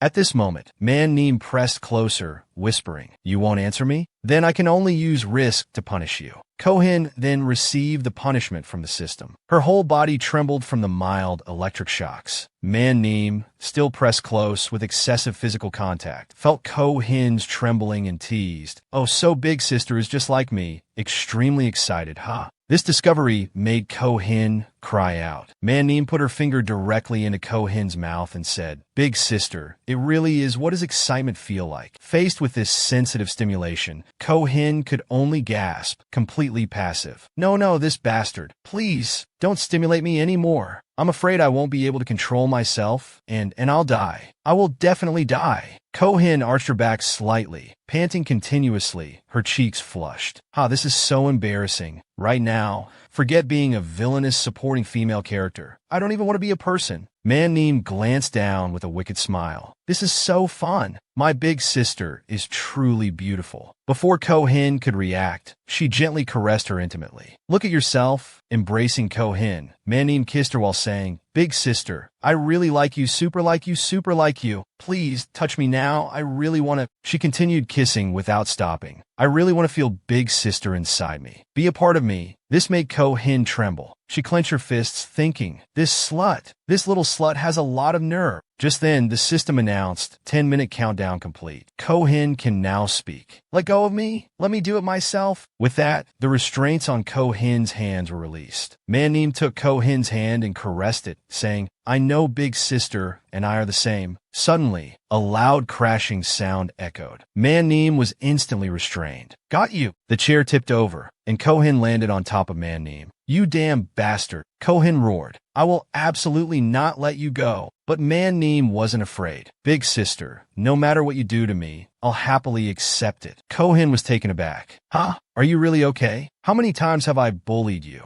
and you're still happy?" Man-neem teared up, explaining, "Because big sister is inherently kind and gentle. You always hug me from behind and tell everyone, 'This is my little sister, Man-neem.' Isn't that right?" Crying, she continued, "You're the one who worries about me being forced by my mother and worries about me being hurt by bad people." This made Ko-hin pause for a few seconds. "It's not entirely like that." She felt embarrassed. But Man-neem had already realized everything. She suddenly cupped Ko-hin's face. "In this world, only you would think of me." Ko-hin froze. Did she really think of her that way? With tears in her eyes, Man-neem looked adorable. "They want to control me. I'm a tool for their advancement, a beautiful piece of art for them. But I just want to be yours." Saying this, she wrapped her arms around Ko-hin's neck. Then, she leaned in and touched Ko-hin's lips with her own. This surprised Ko-hin, her eyes widening. Man-neem gently released her lips and lay down. "So, can't you really like me, big sister?" Ko-hin cried, tears falling. The plot and characters had completely deviated, but the feeling of being resolutely chosen and trusted by this AI was rather pleasant. The scene shifted to a brightly lit apartment building. I did it all for her own good. Inside the room, a man and a woman leaned against each other. "Since I married you, I've never let that little Ko-hin want for anything. The love I have for her is even greater than for Neem-neem, but she's never seen me as a mother. I'm like her enemy." Nestled in the man's arms, the woman sobbed theatrically. Her behavior. "How can Neem-neem and I bear it? I'm fine, but Neem-neem will be ruined by her." The man gently comforted her. "Don't worry, she's just spoiled by her mother. When she gets back, I'll make her kneel and apologize to you." But the woman suddenly curled her lip into a sinister smirk. Muk Duong gripped the bedsheets, muttering, "Toila, Twan." Muk Duong cried and complained, "If you don't let go, I'll really get angry." Suddenly, droplets began to fall, pitter-pattering onto his back. He shuddered. "What is it this time?" He hesitated. "Ice cubes?" Toila suddenly grabbed his ankle. Toilu, observing him, remarked, "Young master, your insides are truly burning hot, unlike your cold heart." Muk Duong, seeing the bottle in her hand, threatened, his voice strained but his face betraying fear. "Toilu, if you dare pour that, you're a wretch." Toilu ignored him. "Since childhood, you've loved to cry. Crying until your throat was raw. you wouldn't remember a thing. Why is that? She sharply slapped Muk Duong's buttocks. Toy Lu purred. Shouldn't a good little dog be more receptive when being petted? Shouldn't your bottom be lifted a little higher? Muk Duong, his eyes brimming with tears, thought, Toy Lu shouldn't be like this. She's always been the one who protected me most, loved me most. He quickly turned around. Toy Lu lowered her eyes slightly. Even now, you won't beg for my forgiveness? She rested her head on his shoulder, her voice childish. Muk Duong, I taught you to be strong, to be arrogant, but you shouldn't push me out of your world. Toy Lu lifted his head. Because I am your bodyguard, the shadow always by your side. Can you ignore me? Ignore my love? Turning Muk Duong over, Toy Lu pressed close. I don't want the child I raised to be a dog for someone else. I'd rather make you suffer, make you hate me, than let you escape this shadow, which is me. Toy Lu moved even closer. Muk Duong cried and pleaded, Lu, I'm wrong. I didn't. Toy Lu cut him off with a kiss, biting his lip until it bled. She smiled bitterly. From now on, you'll only hate me more? Want to leave me more? Won't you? Muk Duong shook his head. I don't. Before he could finish, she silenced him with another kiss. Quickly, she grabbed his leg and lifted it. Then their lips met in a shocking display. At least for now. Let me selfishly satisfy myself first. Both women had beautiful, captivating eyes. I'm truly despicable, aren't I? The next morning, as the first rays of sunlight peeked through, long, slender, white legs slowly padded towards the bathtub. As soon as her foot touched the water, she groaned. Muk Duong sat in the tub, his body aching. He complained, my waist hurts so much and my bottom too. Making love and being punished feels no different, does it? Just then someone called out, young master, startling Muk Duong. Toy Lu entered, seemingly out of nowhere. Muk Duong trembled, stammering, don't. Toy Lu gently pulled him out of the tub, but a deep worry gnawed at him. No, she's not going to again, is she? The shower was turned on, and cool water flowed down. She gently washed him. With so many injuries, you still dare to bathe? Where did all these wounds come from? Muk Duong sat obediently, so gentle, just like before. Was I just overthinking?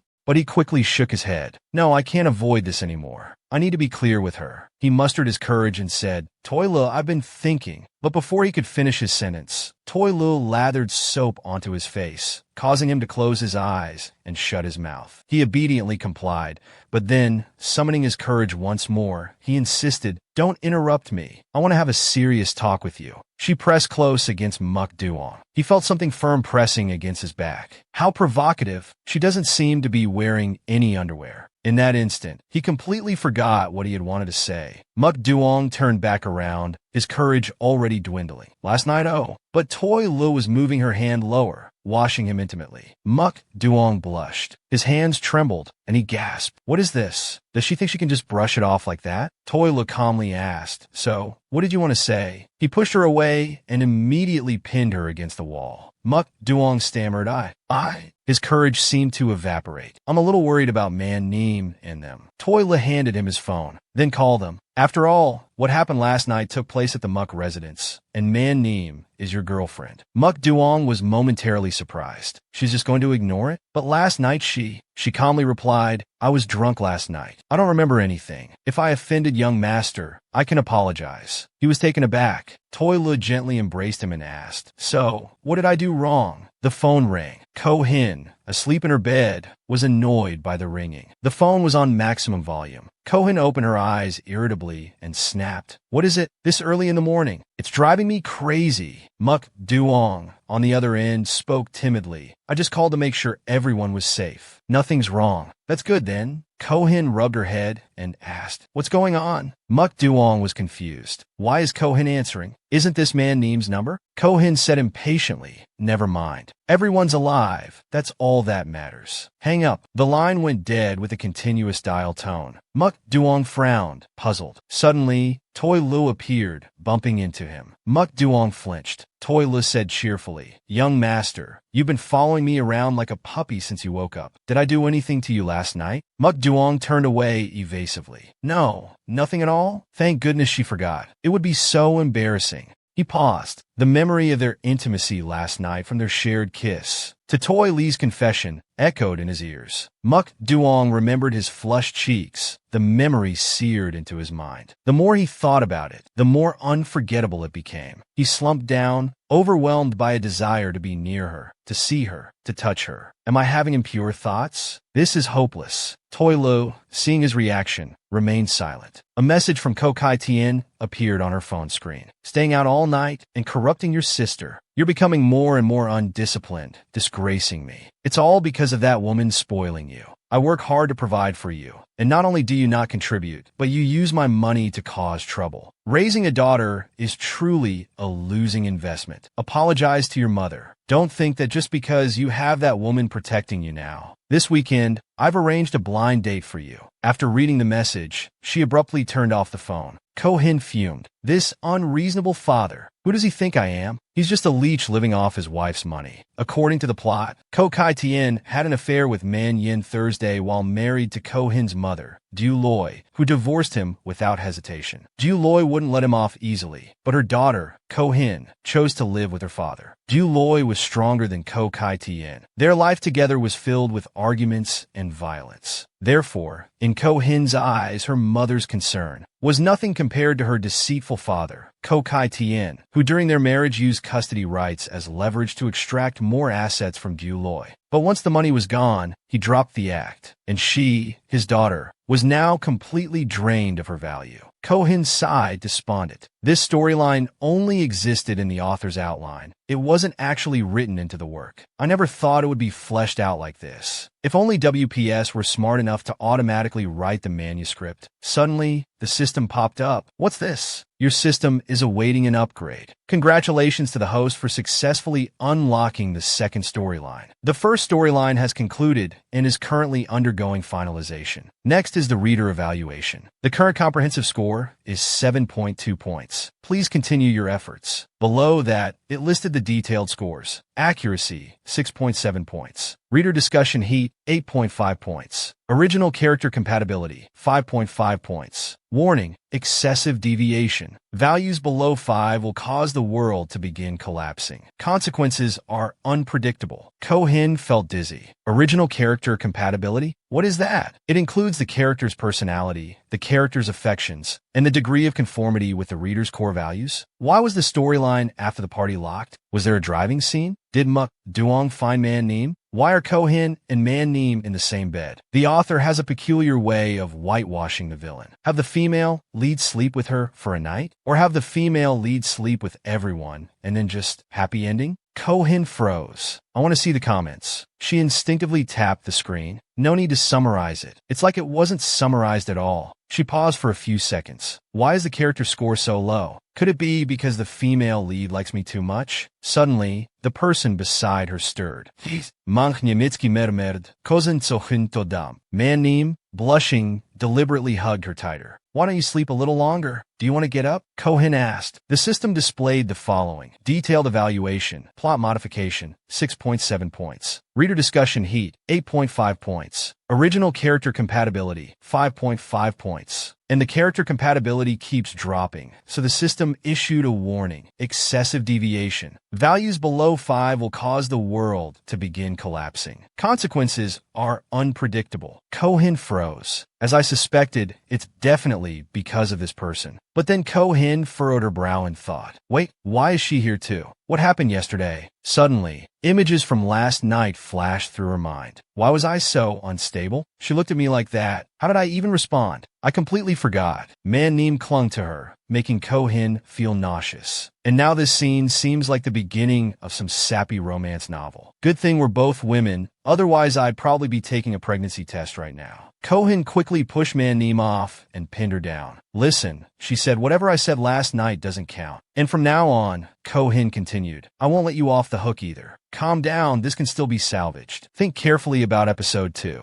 What exactly was the plot? So nice happiness? Search for the female lead? The female lead being harmed by others? Man Yin Thursday being disciplined by Ko Na's mother? Man Neem being caught red-handed? Ko Hin frowned, thinking hard. I need to find a storyline that will make her hate me. Suddenly, someone kicked the door hard. A voice boomed, "Hey, you can't do this." It was Man Neem's mother, Man Yin Thursday. She burst in, yelling, "You filthy brat, bringing my precious daughter to a hotel like this. I won't let you get away with this." She turned slightly and whispered, "Is the camera rolling?" "She's thrilled," Man Yin Thursday continued, addressing someone unseen. "When I found out Man Neem was spending money here, I knew she'd succeed. All I need is a video of them in bed. Then I can blackmail the Man family into forcing a marriage. Even if you're some hotshot, after doing this to Man Neem, you'll have to marry her." The door swung open, but the scene inside wasn't what she expected. All three of them stood frozen, bewildered. Both Ko-hin and Man Neem were equally stunned. Ko-hin was horrified as she realized what was happening. Caught red-handed? Why am I being caught red-handed with the supporting character? And why did I do something like this? Man Yin Thursday's shrill voice rang in her ears. "You must marry Man Neem." The cameraman was still pointing the lens at the two girls on the bed. Hearing this, Ko-hin sat up slightly and laughed. "Me? Marry her?" Man Yin Thursday looked as if she couldn't believe her eyes. "Why is it you?" She immediately slammed the door shut, roaring furiously, "Stop filming." Even the camera was thrown to the floor. The cameraman must be heartbroken about the money, Ko-hin thought. Man Yin Thursday opened the door again, but the bathroom was completely empty. Furious, she searched around. "Where is Muk Duong?" Returning to the main room, Man Yin Thursday seemed to have lost all composure. How could it not be him? He clearly entered the room with Man Neem. In a flash, she grabbed Man Neem's arm. She screamed in her face, "You can't even land a man. Raising you is worse than raising a dog. You're useless." Ko-hin watched, thinking, "I thought the party storyline had changed." But I guess the caught in the act scene wasn't affected by the butterfly effect. I remember writing that after being drugged, Man Neem ran from the party and had nowhere to go until Muk Duong found her. Muk Duong helped her clean up but didn't take advantage of the situation. This touched Man Neem, but then Man Yin Thursday barged in, took photos as evidence, and forced Muk Duong and Man Neem to get engaged. Muk Duong misunderstood, thinking it was a trap set by the mother and daughter, so he angrily left. Ko-hin clasped her hands together. After reviewing this scene, I realize how useless it is. The most important thing is to make Man Neem hate me. She breathed a sigh of relief. I don't want to experience what a 5-point drop in rating feels like. Man Yin Thursday furiously dragged Man Neem down, while Ko-hin continued to ponder how to make her hate her even more. "Kneel down and slap yourself 20 times to remember this." Man Neem lowered her head without any reaction. Truly pathetic. Seeing her daughters in action, Man Yin Thursday raised her hand. "You won't even listen to me? Do you want to be like that bastard child with no mother to teach her?" Man Neem thought, "It would be so embarrassing for my sister to see me like this." Just as she was about to strike, Ko-hin grabbed and stopped her hand. "So noisy," Ko-hin said darkly. "You don't dare hit me, but you dare imply things about me?" Seeing this, the corner of Man Neem's lips curled up. "Perfect." Man Yin Thursday yanked her hand away. "Get off me. This time I'll have your father teach you a lesson." Ko-hin gripped Man Yin Thursday's mouth, her voice dark. "Still relying on men? Your family. When you were having an affair while married to my mother,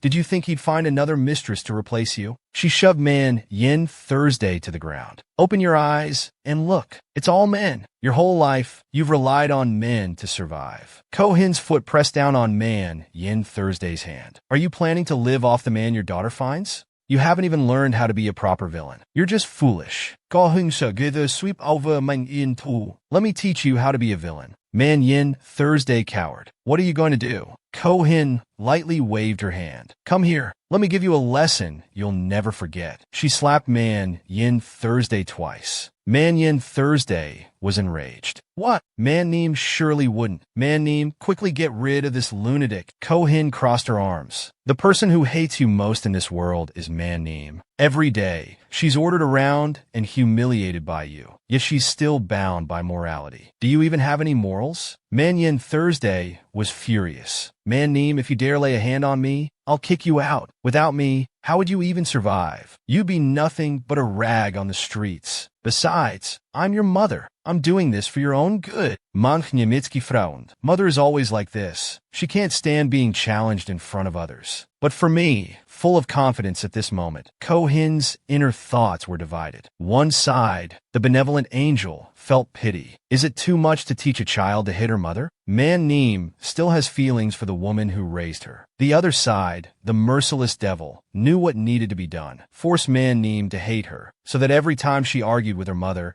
she would remember Ko-hin's cruelty, further diminishing any affection. Ko-hin paused to consider. After all, Man-yin Thursday didn't deserve her kindness, and this was all for her own sake. I will push her one more time. Ko-hin quickly grabbed Man-neem's wrist. Cupping Man-neem's face, Ko-hin threatened, Man-yin Thursday, if you dare to flinch, I will ruin this beautiful face of yours. I will ruin your lifelong hopes. Man-yin Thursday raged. How dare you? She lost control of her words. Those two white-eyed wolves I raised. Utterly useless. They should all just die out there. But Ko-hin had already slapped her hard across the cheek. Man-yin Thursday immediately fell back onto the floor. Man-yin to look how the feet. You're just like your mother. Both of you are disgusting. I'll never have a man to take care of me again. She trailed off, waiting for Man-neem's anger to erupt. But Man-neem simply stepped forward. You don't need a man, she stated plainly. Mother, what did I say wrong? If you keep acting like this, Dad will be disappointed too.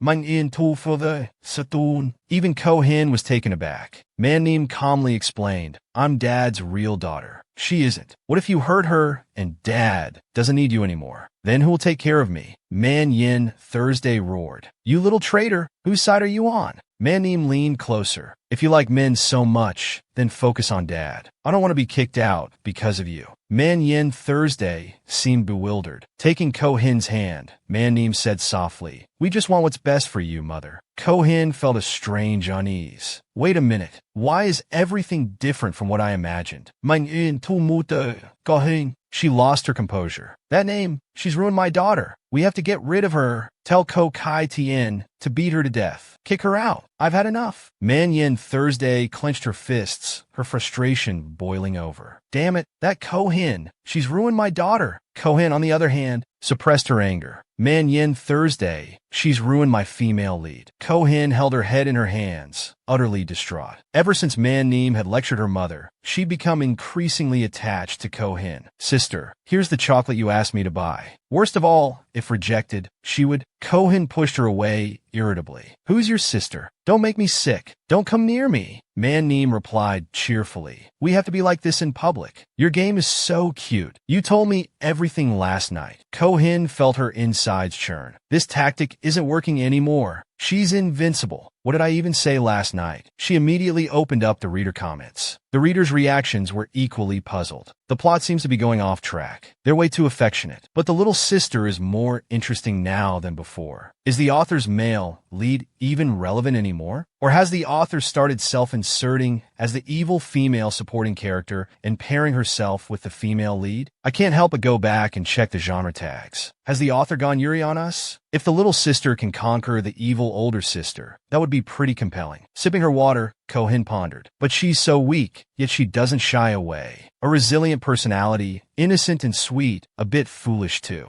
She even stood up to Man-yin Thursday for me, protected me. She's not wrong at all, and she shouldn't be bullied. Her fingers are so pretty too. Suddenly, Ko-hin felt a flicker of something unsettling. Wait a second. What's happening to me? She set her glass down on the table. I used to think that when I wrote this book, the characters I hated most were the naive, foolish girls. The ones who meet their downfall and only know how to act pitiful, to give up. And yet, everyone wants to save them, thinking that all the blame lies with the supporting characters. Everyone loves to pity that kind of naive, lovable, easily exploited girl, so I'll let her suffer plenty. But even though I thought I'd seen every trick in the book, do I really understand the naive, lovable type I created? The system information panel, with its edited plot points and character compatibility ratings, is steadily declining. The Man-neem I wrote is like a puppet who only knows how to beg for forgiveness. But the Man-neem I see is completely different. From standing up for me, bravely confronting that violent regime, to being gentle with me, comforting me, tender with me. Are they really the same person? But the reason doesn't matter anymore. I want to survive and go back, so I have to turn this Man-neem back into the unlucky girl in my story. I will betray her, despise her, hate her, and tell her that her feelings for me aren't worth a penny, then trample all over everything she holds dear. After all, Her life isn't smooth sailing. The male lead and her friends will always show up to save her. By then, I'll make my perfect exit, everything back on track. To survive, I won't be soft-hearted anymore. Suddenly, someone lightly touched her shoulder. Ko-hin, is this you?